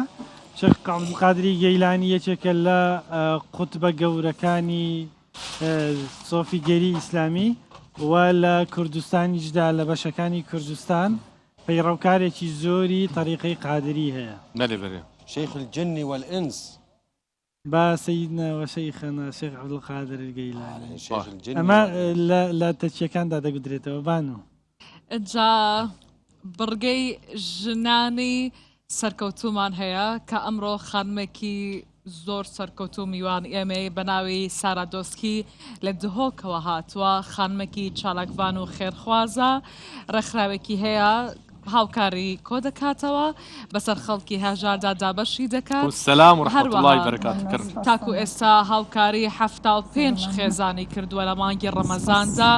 لە ساڵی 2014دا چۆتە شەنگال هاوکاری گەیاندۆتە ئەو قەزایە هاوکاری گەیاندۆتە کۆبانێ دەرمانی بۆ پێشمەرگەدا بین کردو بە هەمان شێوە بەڕاستی کارێکی خێرخوازی باشی کردووە خات و سارا زۆر زۆر بەخێر بێت و خێری هاتیە نمونە زیاد زۆر بەخێر هاتین سپاسان دەکەم زۆر مەمنۆن سپاسی ڕووداویش دەکەم کێ پێشوازیم کرد هاتیمە زۆر بەخێر دهۆکی تا وێرە گەلێک بخێرات مەمنۆن زۆر زۆر بەخێر هاتین عزیزم مەمنۆن خات و سارا لە کێکەوە هاوکاری بۆ خەڵکی هەژار و دەست کردو بە هاوکاریکردنی خەڵک ئەمن 2014 2014 سێ شاری دەستی پێکردیە لە ئێرە لە کوردستان ئەمن هەشتی هەشت هاتیمە چوویمە شنگار ماوەی 6 مانگ لە شنگار مایمەوە لەگەل خوشکوبرای خۆی ئێزدی هاریکاریم کردیە دوایش شنگار ئازاد بوو ئەمە چوویمە کۆبانێ وشكر الكوباني رجاء گەل كردستاني پێشمەرگا چوو بووم تلقلوان شو پێشمەرگە چۆن ئەز و دکتۆرە نەمان دکتۆر بەختیار و دکتۆرە شری پێیڤەل کۆبانێ بوون باش وتشلقل خبر ايه توك بە چ تشتە گەلخونە برەوێرێ ئەم چوویمە لوێرە تشت کڕی وتش آلي كاري كرلو ده خودمە هاریکاریە خەلکیت کرد و پێشمەرگا کاچ پێویستە ئەنی بریندارێک تشتێک هە بە هاریکاریە فەقیرات کرد ناف کۆبانێدا گەلوانە هون شو قاسي شو قاس لو ده ريمان چندي ريمان ئەس تقریبان ئەم 20 ڕۆژەماین 20 رجال الكوباني بەلە و ئەس خۆش ناوێ یعنی ژنەکە خەلکی سووریە داخلی وێرێ ببووم اها باشە تو نوکەل وێرێ چاوە هاریکاریە خەڵکێت هەژار فەخیرتکەی تو چ هەیە بەوانە خاستن ڕەمەزانێدا خود ئەرزاقی تەوزیعت کەم و جلکە حاشەڕیە پێیلاون کا من چ پێچێت بیتن یعنی قدرەتە من چییە ئەس وێ هاریکاریە بۆ فەقیرات کەم باشە کاک پێیان بانو جنابەت باسی ئەو هاوکاریە دەنج کرد هاوکاریەکان لە کوێ دەینی کی هەیە ئالیکاریەتە بکات زەنگینت دهۆکێ خەڵکردی کی هەیە زەنگینە دۆکێ کەس هاریکاریە من نەکردە تو چاوات شەی هاریکاریەوان خەڵکی بکەیت هاریکاری من خۆ منازمەیە هەی سارە هێلپن خەلکی هاریکاریەمت کەتە سویدێ مەسە من 4 زاڕۆکێ تەین وێرێ ئەو پارە فرێتکەن و وەکو دیژی خەلکی سویدە هاریکاریەمت کات ئەمریکی تێنەوێرە هاریکاریەمتکەن ئەکەم شەک پێویست بیت ئەس بژمەوانە مەسەلەن هاتن ئەمریکی هاتن مگوتە ڕەمەزانە ئەم حەزکەن ئەرزاقی بکەڕین بۆ فەقیر و ژۆرە ئەس گەل خودت بەمە ماڵە ئەوانت بەمە ماڵێت فەقیرە ینی ڕێکخراوەکە لە دەرەوەی وڵات تۆمار کراوە بە فەرمی لە سوید بەڵێ بەلە ئەی باشە ئەگەر کەسێک لە دهۆک ماڵباتێک لە دهۆک هاریکاری بوێت پێویستی بە هاوکاری تۆ بێت چاوە پەیوەندیە او تلفنامت کن مثلا تا جیرانک هی یا تو خلک کی نیاسی دی تلفنام کن دی بجنه من اف عائله یا فقیره و عائله نساخت هی هاری کاری بو نساخت و بو يعني هاری کاریا کری بتشتاق بتم هاری کاریت کن واتا تایبت بخلقی دهوک هر کسی هر نه بو همو از توی ما کوه قلعه دزه رواندزه بری هفته کس رواندزه بوم توزیعات ما بو 5 عائله بون اتفاقی رو دی توزیعات ملویره هبو اتشما دیانا يعني يوم تيما جاروكا يعني هاد جاي كيف تاسشمه سارة خاتون حزة كم زانم چه هستيكت هيا يعني چه هستيكت هيا وقتی او ایشه خیر خوازی که و او ایشه خیر خوازی لجیانی تو و من دالت و عائله و خانواده چه سود مندی کی بوگا يعني حقيقة سود مندي بو مني هيا وقتی ابن هاری کاری فقیرک دکم او شو خواکی خوشی دکم و دلم زور راحته چون اگر منالی خون ببیتن منالی خلقه کش دبی ببیتن باشا خاتو سارة لكيك او حزت تدابو ويست هاوكاري خلق بكي امن لك تكاتي ورا امن كتي شهيدم بابم شهيد بوا فرمانده بو بابم امن لك تكاتي ورا هر حزم لو ايشه هاري كاري پشمرگان بكم و هاري كاري فقير و جارم بكم باشا او يعني اويدي منها هوايتها منها او ايشانه بكم چه اعمارك تهي حتى نها هاركاريا چند كستكي؟ 75 عائلة حتى نهاش رمضان ورا ما ارزاق دوي تاني رمضاني ده وچند ساله تو شوي 2014 ورا حتى انو كتو اعماركم نكريت چند بله من اعمارت هاي المال الفيرتونين بيجيه ورغريت نا والله ماني نگوتم اگه ده بوهاينم قال خو بله ليش بو افريقيا تو تيمك هي قلت هاركاريات ام خو بخشت هاي چند كسن يعني ام تقريبا 5 كاسين باشا كاك صفقان بس ببورة او يعني امي بزانم شمالك تو هاري كاري وانت كردوه كبراستي پێویستیان پێ بۆ بەڕاستی حاڵیان خراپ زۆر مالیان هەنە ئێستا لە دووەک بخۆم پێشدا ئەم نەدەت چون دەزان چم دەکرد ئەگەر ئێستا تۆ هات بۆی بە منت گوت بە من دوتانیەکی دەینم تشتیباری دەکەم بۆ چەند عائلەیەک دەبەم دەم گوت بڵە بەس زانیم ئەو تشتە ناگەهیتە ئەو عائلانە ئێستا بخۆم بەدەستی خۆم دەچم ئەوە زۆر باش بەدەستی خۆم دەچمەم ئەو ماڵی تەماشای ماڵەکەی دەکەم زان چی پێویستە ئەو ماڵە موکێتی پێویستە بێگومان چکە تۆ خۆت خانمی تێگەی کە ئەوان پێویستیان بە چییە؟ پێویستی بە جلە بە چییە دەچم لە ماڵیان پێویستی بە تەباخە نەبێت بۆیان دەکڕی سەلاجە نەبیت بۆیان دەکڕین جلشوری نەبیت بۆیان دەکڕی ئەنی تشتێکی پێویست بدەم بۆیان دەکەم ببوورە وەختی تو چیت ئەکید مادام تو بڕیاردایەک و بخۆ بچی أكيد تو يعني سرهاتي وضع خراب يوان عائلات زاني كيش وضع هيا كيش عائلك قال لك تأثير التكربي قال لك عائلتين سيدة ديش ما مالوانا يعني دبينم تشتك مالي دانينا حالي وقال لك خرابة يعني جلكت عيالي ودرياني أسبو قال جات ريما خارج كما جري الويري يعني بو حالي يعني قال بيش مرقت ميت هين يعني ديش ما مالتو أبي بكيوتي برينداري أو ديش ما مالتو أنا دبين تصوير مني تأس كده نشادم ديش ما ويره از جرجت ريم آخری به حالات كما يجري يعني از بخو تكون زاروت جلك تين تو سيدة الفيري رينشتي هاي قال حالي خالكي نية بس از جرب بلي امجي صحفينا وامجي فرسين بس الفيري از لما فرسيشتت كم چونكي توتشي وانا شافنينا دا جانش مدرسه مالك خودن دا جا ساعتي که شوی تلفنام که خودش ویدی جنه که تلفنام کرد که رگیری گوتی تو زانیه و سر رجا خارنی نبدا مع عیال خو و یتیم هبون گوتی بخوده افر کدی بوتا خارنه اینم سپیدیزی از هاتی مهولیره اچما مارجی اصلا که تلفن بکرم گوتی وره بخو ارزاق قدشته هر دکانه ببه پس بایزه چون پاری وادمه باشش بۆ تشتن هەنە دەم درێژن ینی وەک بێ نەخۆشیە پەنجەشێرەیە سەرەتانی یانژی شاگردەکە نگار خوندنا خۆ تەمام بکوش بۆ ما تشتاژی کار دکن تشتێکی لۆ خود ما يعني بيتش بيتن ما بخو هاري كاريه دي بوكام كبش دي بو درمانا كرم او ما بيتش بيتش كو اس نفرك مخو بخش من الكردستان از ببرانبر شولت كام الكردستان من چه نسريه وتشنين الوري بس چه الويدر كي السويدي هاري كاريا متيتن و هاري كاري بومتدو ئەش هاریکاریت کەم باشە جونو کەچت بێژە ئەو زەنگینێت دهۆکە کوردستان ئەوێ مەدوێنن لێرە هەتا ئەوێ دەرڤژی دوچت بێژیوانە خاستە نوکە ڕەمەزانە و هیویش زەنگینێت مەدکەم هەر کەسێکی دەستی ویە درێژ بیتن چاوە دلێوا بۆ عیالەوە بسوژیتن دەبی وستا دلێوا بۆ خەلکێکی دیژی بسوژیت هەیڤە ڕەمەزانەیە خەلگەلێکی مەعیزە گەلێکی تەنگ نانی نەبخۆن ئەمیدوارم هاریکاریە خەلکی بکەن دەستە خود درێژکەن بۆ فەقیر و ژارە ئامین ئامین زۆر زۆر هەبیت نمونە زیاد بێ بەڕاستی خانمی لەم جۆرە لە کوردستان جێگە دەستیان دیارە ئەمە لە سویت نهاتیمە ئێرە بۆ هیچ تشتێکی نەبوو مانسبێکی و نەبوو پارەی هاتیمە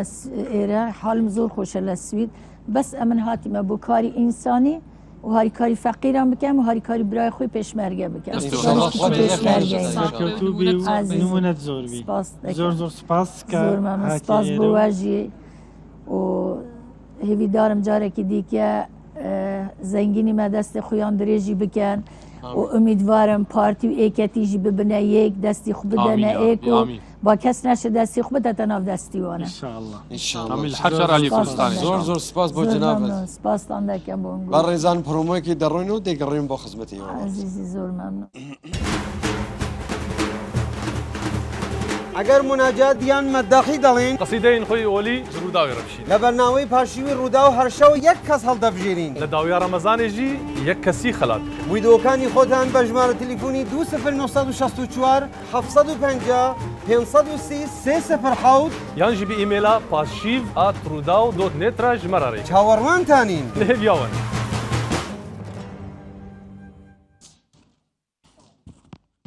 محەممەد عەبدولکەریم بۆ ئەمڕۆژ 5 بەشدار بووی دیکەمان هەیە کە ڤیددیۆیان نردووە بۆ پێشبڕکەی مناجات کاک پێیان لە هەولێرەوە ئەگەر تۆ بیان ناسی کاکە محەممەد عەبدولکەریم پێکەوە ببینیم زانم چی کردووە کاکە محەممەدی عەبدولکەریم سووتاندیە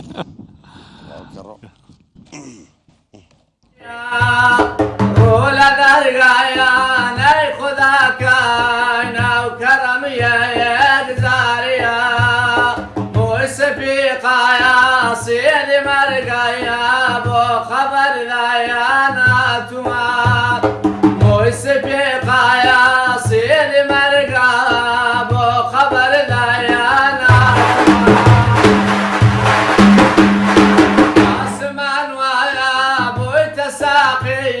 شربتي ميردن لدايا هر كسي لا يفسي بينه شي ذا كان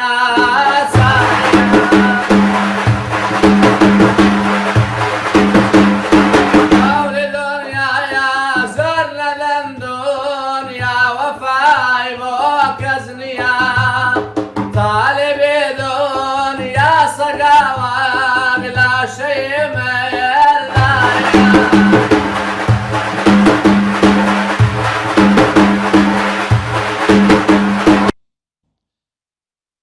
لە شارە بەڕێزەکەی مەریوانی سەربەرز کاکە ئیسماعیلی ڕەحیمی هەر بژیت مەریوان کاکە ئیسماعیل بزانم چیت کردووە ڕەنگوڕۆم ئەی شای خۆش خۆلق و خۆم ئەی مای گۆڵ ڕەنگوڕۆم ڕۆح و دڵ و لەشەم بۆ تۆ ببن بەفیدا یا نەبی یا نەبی یا نەبی وای یا نەبی یا نەبی یا نەبی یا نەبی وای یا نەبی ئای بە فەیزی بینتیها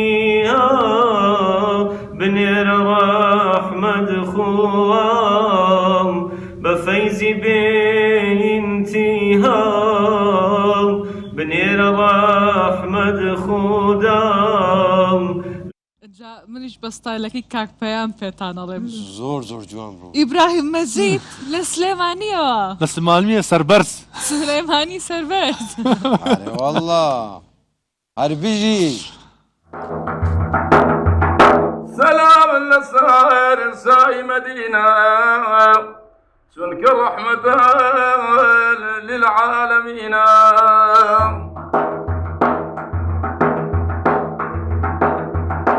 إنا فتحناك صورة فتحة سرتا بابالاد سربرزي مدحة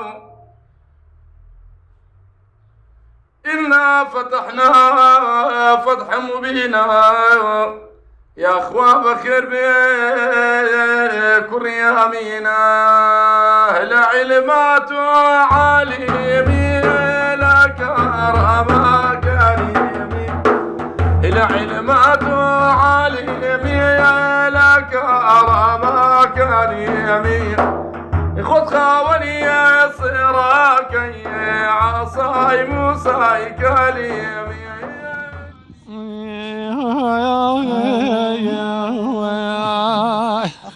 زور خوش بووە دەنگل دنیای بێ لە چومانی بە شەرەف سەربەرز بەڕوومەت بە شەرەف بەڕوومەت يعني شي بالرومات ڕوومەت يعني بشرف أو بشرف هەراوەیە جرجيس رسولم تماشا بكر گۆدار بکن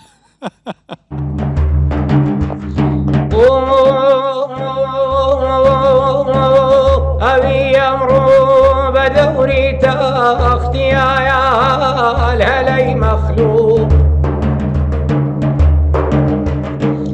أبي أمرو بدوري تختي يا الهلي مخلوق لدورينا أشياء سبحي دبيني والولي مخلوق ببلبل كردني سبحاي أقرب بواي باوريان ببلبل كردني سبحي أقرب بواي باوريان دبو قدبو حذان بوايا بو دنيا بلي مخلوق لهولێری پایتەختەوە دانیال کەیفی شیعرێکی صافی هیرانی دەڵێ بەخۆی و بە دەفەکەیەوە بژی هەولێر تۆ بڵی بە باشی بیڵێ پێیان با بەیەکەوە بیبینین يلا هەولێرە هەولێر بقرايا تاوكايا نم قرية بايا سينكايا ما يرنا غدايا رو يا رياكايا وغايم سرزايا يا رياكايا وغايم سرزايا مرغيد لقوت دايا وعقلو يرشم بين مايا بويا ساير تايا باسو تايا ودول برايا دل بقرايا يا رياكايا وغايم سرزايا دوستان بويم بكن دحايا زامكايا دل بزفايا قد خيالنا يا كم شفايا دول برايا دل بقرايا دول برايا دل بقرايا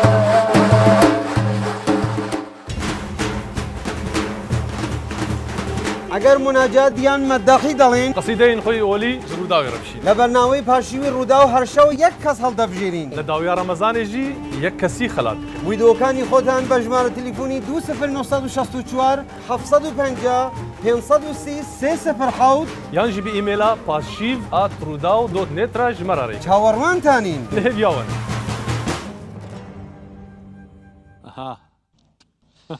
زۆر سپاس بۆ هێوە بەڕێزان عەزیزان بەڕێزان بەو پێنج بەڕێزە دەنگ بدەن هەر کەس دەنگی زۆرتر بێرێ ئەڕوا بۆ فیناڵ بەس ئینشاءالله دەنگ بەو پێنج کەسە بدەن ئەوەی کە ئینشاءالله باشتر لە هەموویە ئینشاءالله دەڕوا بۆ فیناڵ و لە فیناڵ ئینشاءالله ئەوانە دەبینیم بزانم کێ لە هەمویان باشترە و ڕێک و پێکتر بۆ ئێمە بۆ بینەرانی بەڕێز دەخوێنین میوانێکی بەڕێز زۆر بەڕێزمان هەیە لە ڕۆژهەڵاتی کوردستان وە لە شارەکەی خۆم یعنی پارێزگای کرماشە من ئەمن لە کرماشە لەدایک بوونە کاکە فەریبورزی کرماشایی لە کرماشە لەدایک بووە زۆر خۆشحاڵم کە ئەمشەو هاوشارێکی خۆم تۆ لەکوێ کرماشانە دایوی کاک ئەمە لە فەلەکەی جوانشیر ئەی کاک بخێرە هاتی منیش لە فەلەکەی حافزیە فەلەکەی یعنی مەدان ئێمەژی مەدان ئێمە مەدانی جوانشیر ئەوە مەدانی حافزیە کاکە فەریبورزی کرماشایی یەکێک لە ئامێژەرەکانی نەوازەندەکانی تەمبورە بەناوبانگە زۆر کوڕێکی محتەرەم و زۆر بەڕێزە زۆر بە ئەخلاقە زۆر خۆشحاڵم کە جنابەت تەشریفت هاوڵە زۆر بەخێرات سەرچاوەکانم سپاسانەکەم هەروە منیش خۆشحاڵم لە خزمەتی ئەم خۆشەویستانە لێرە کوبینەسەوە و چاوی هەموو لە ماچەکەن خۆ قۆربان کاڵهۆڵی بڕیم یا سۆرانی نازانم کەلهۆڕی بڵیم یا سۆرانی کەلهۆڕی کەلهۆڕی پرسیارەکی لێ بۆ احترامی کەلهۆڕی زانمانەکان خب کاکە فەریبورزگان خیلی خۆشادی سەلامات پای تەشەکر قەدەم وەبانی چاوی مەیشتی چاوت خۆش بوو منیش تەرە خۆشحاڵم هەموو خدمەتت سەرکار ئینشاءالله کە هەی خۆش بیت ئینشاءالله سەلامەت بیت وەگەردە خانەوادەی محتەرەم کاکە فەریبورزگان خوازم دەربارەی سازە تەمبور و قدمەتە سازە تەمبور ئەڕێ ئیمە بەحس بکەین ئەلان وە سوورانی ئیشم وەڕێ بینندگان و چەند مەقام دریمن وە سازە تەمبور و چەندی پیشرفت کردیە ئی سازە و ئەو ڕووزە ئەوەلە کە وەقۆڵی مەرۆڤە دەستە کیبیە و دەست چون هاتیە و ئالان چون پیشرفت کردیە وەنەو فستیوەلەی جیهانی چون جا کەفتیە هەموو پرسیارە لەسەر نفسها برسيب كان عيني برسيب يمكن قابلش ئەمە کاکە پرسیارم کرد وەدو کاکە زۆر بەخێراتی کاکە هەر سوورانەکە قسەکەین تەواو کالهۆڕێگانی باشە قسە یعنی کەلهۆڕ و سووران هەموویان یەکێن لە ڕژەیەکی لە بنەوە لە بنەڕەوەیەکی کاکە فەریبورزگان بمان باس بکە سازی تەمبور چەندی ڕیشە هەیە چەندی میژوو هەیە و چەند مەقامی هەیە کاکە لێرە ئەستۆپ سازی تەمبور لە کۆنا تقریبان 8,000 ساڵ بۆ 7,000 ساڵ مێژووەم سازەسە کەلتورەم کۆنترین سازی مۆزیکی کورد ئەم ئامێرە بۆسە ینی ئەمە کوردیە کوردیە بەڵێ نەوەڵا 14,000 ساڵ نە بە تەواوەتێکەوەتە 7,000 ساڵ بۆ 8,000 ساڵ مێژووەم سازەسە سازێکی کەلتوری کوردە لە هەورامان بووە هەورامان تەواو وتیش ئەم شتێکی هەورامی بەخوا سیاچەمانێک هەورامەی دەڵێ سوێندێکی پارت دوایی با لەگەڵ بە سازەکە بیڵێ ساز با بڵێن تەمبور ببوورە لە ئاین یارسان کاکەی ئامێرێکی پیرۆزە لەبەرچی پیرۆزە جێگە لە تەمبور هەموو ئامێرەکان بوو ملەتی کورد پیرۆزن چونکە لە سەرێگا لە زمانی شاخۆشین بووە 900 شاخۆشین بووە ئەمە 900 ئامیرژەنی بووە 900 نەوازەندەی ئامیری بووە هەمویانیش مخەدەس بوون بوو چەند مەقاممان هەیە کاکە فەریبورز 72 مقام تەمبورەمان هەیە لە چه فستیواڵانی جیهانی ینی بەناوبانگی جیهانی تایسە مەسەڵەن سازی تەمبوریان نیشان داوە و مەسەڵەن خۆی نیشان داوە لێرەوە ئاماژە پێکەین ئەم ئامێرە لە تقریبان بوو ماوەی 40-50 ساڵە هاتووەسە ناو ئەرزەی موزیک و هۆنەرە ئەوش مامۆسایانی وەکی مامۆسا گۆڵنەزەری ئەزیزی خۆڵی خۆش و مامۆسا سەی خەلیلی ئالی نژات چاوەکەم زۆر هەنگاوێکی گەورە لێ وەڵا دەکات پێیان پێشەوەی پرسایی تر بکەین باش شتێکمان پێشکەش بکە بۆەوەی ئەوانەی کە نازانن ئامێری تەمبور چییە ئەو مەقامانەی کە هەمووی تێکاڵ بۆ منە مەقامێکمان پێشکەشکە هەمووی تێکاڵی کردین بە مقام و بە پرسیار و نازانم وڵامیێکمان بێتەوە بزانە وەڵامی هەموومانەیتەوە ما چوان نفري قربان نيوان تي بوقر او نبرزار لي كم بخوا حكي لنا يعني خاص يعني برسياركات تواوي بابي جواب ذا جاب الراتب من خدمتكم كاكا امتحان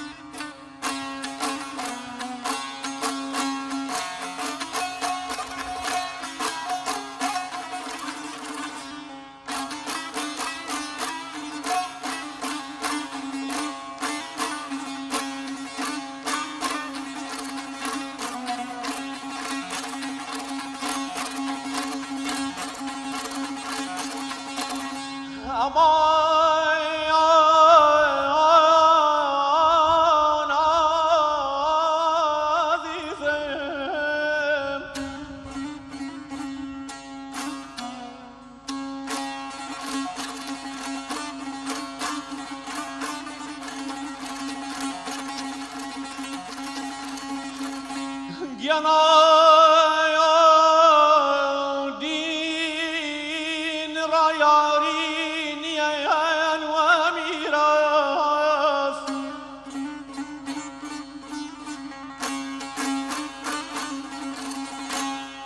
حق و کسی و نازیز میدان ارکانی برایاست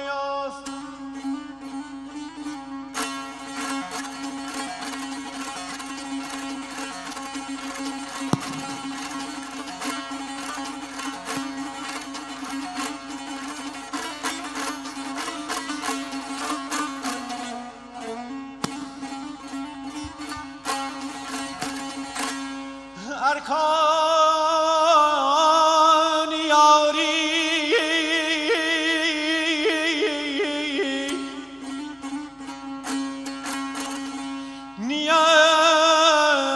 نیان و میراث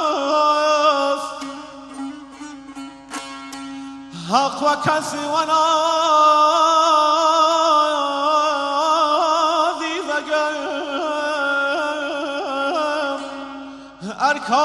ارکانی برازی زیدایات مگر من دوره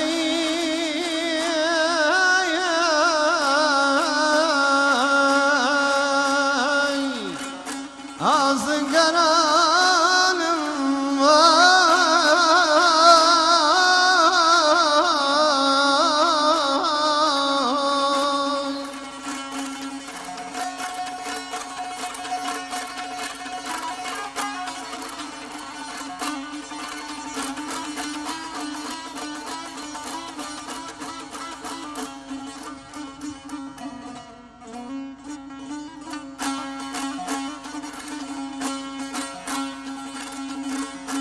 مگر من کوره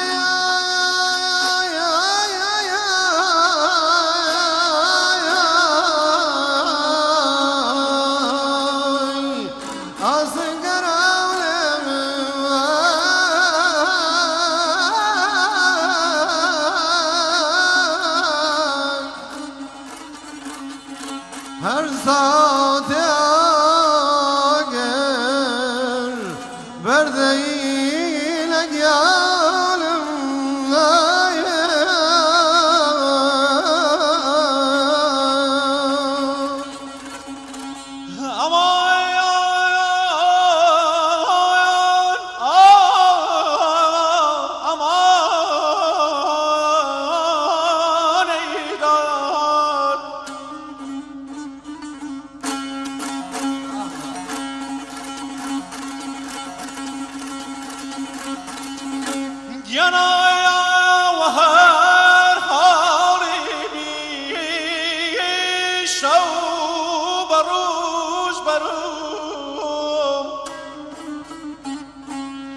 یخوام مرگی سهر چیش کرو امان ایدایت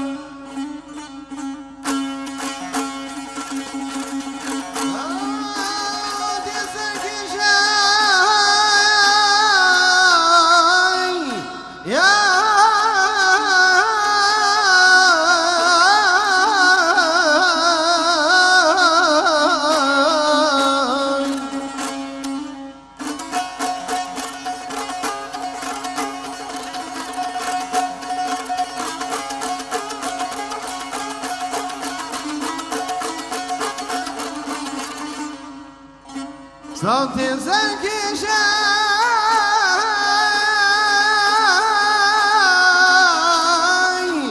حجره درون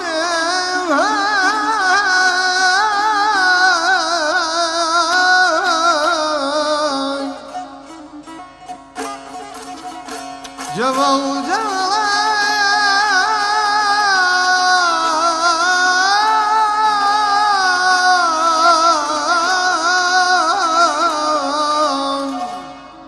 کوی بست طولم های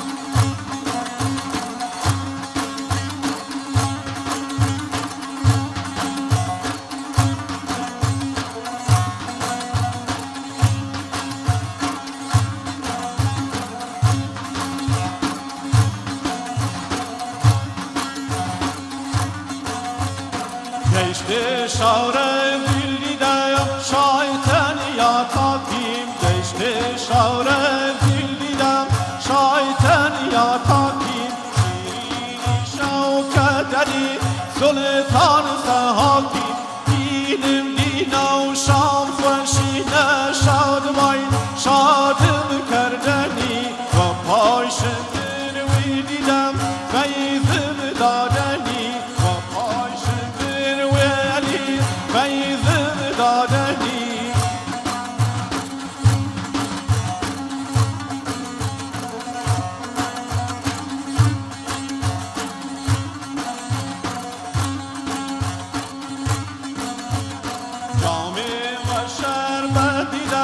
حسوان کوثر جامی و شربت دیدم حسوان کوثر بنوشیم و عشق دیدم سلطان سرور دیدم دینا و شام خوشینه و شادمای شادم کردنی و پایشم دروی دیدم فیضم دادنی و پایشم دروی علی فیضم دادنی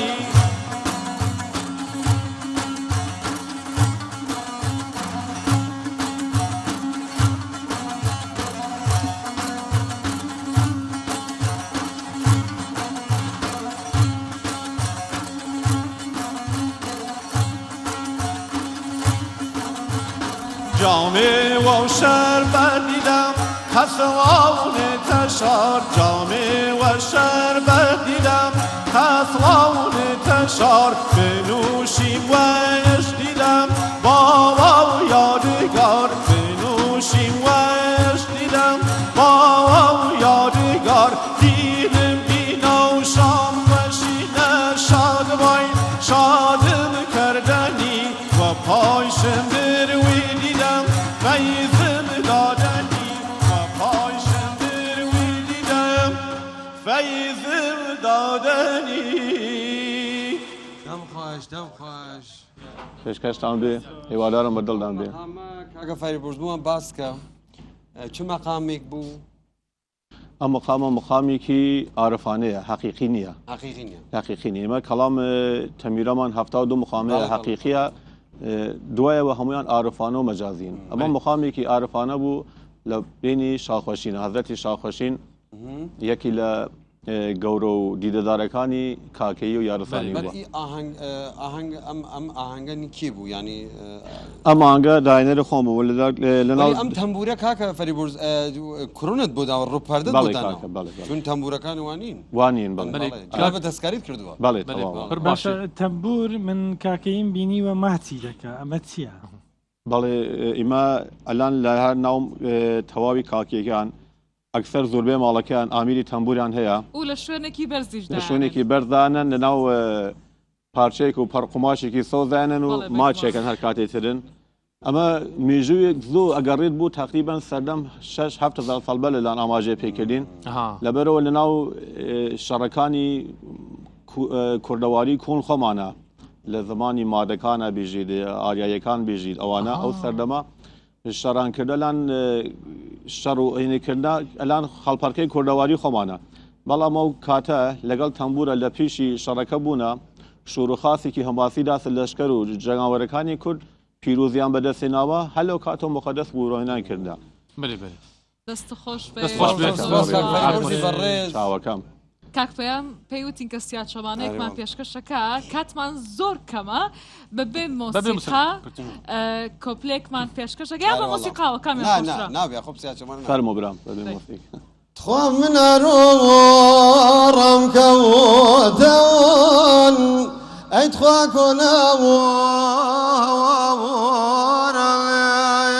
کۆنەوەڕەن تخوا منە ڕۆڕەم کەوتەوەن ئەی تخوا کۆنەوەڕەن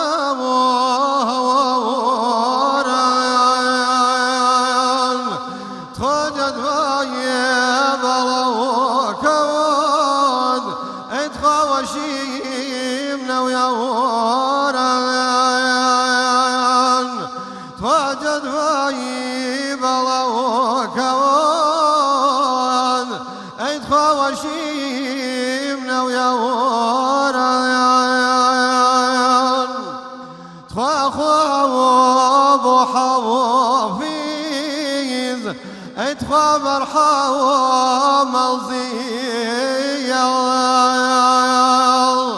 تخوا خواوە بۆ حافیز ئەی تخوا بەرحاوە مەڵزیە تخوا کەمەیل لەبیناوە ئەی تخوا کەریمان وەوەیە تخوا کەمەیل لەبیناوە ئەی تخوا کەریمان وەوەیە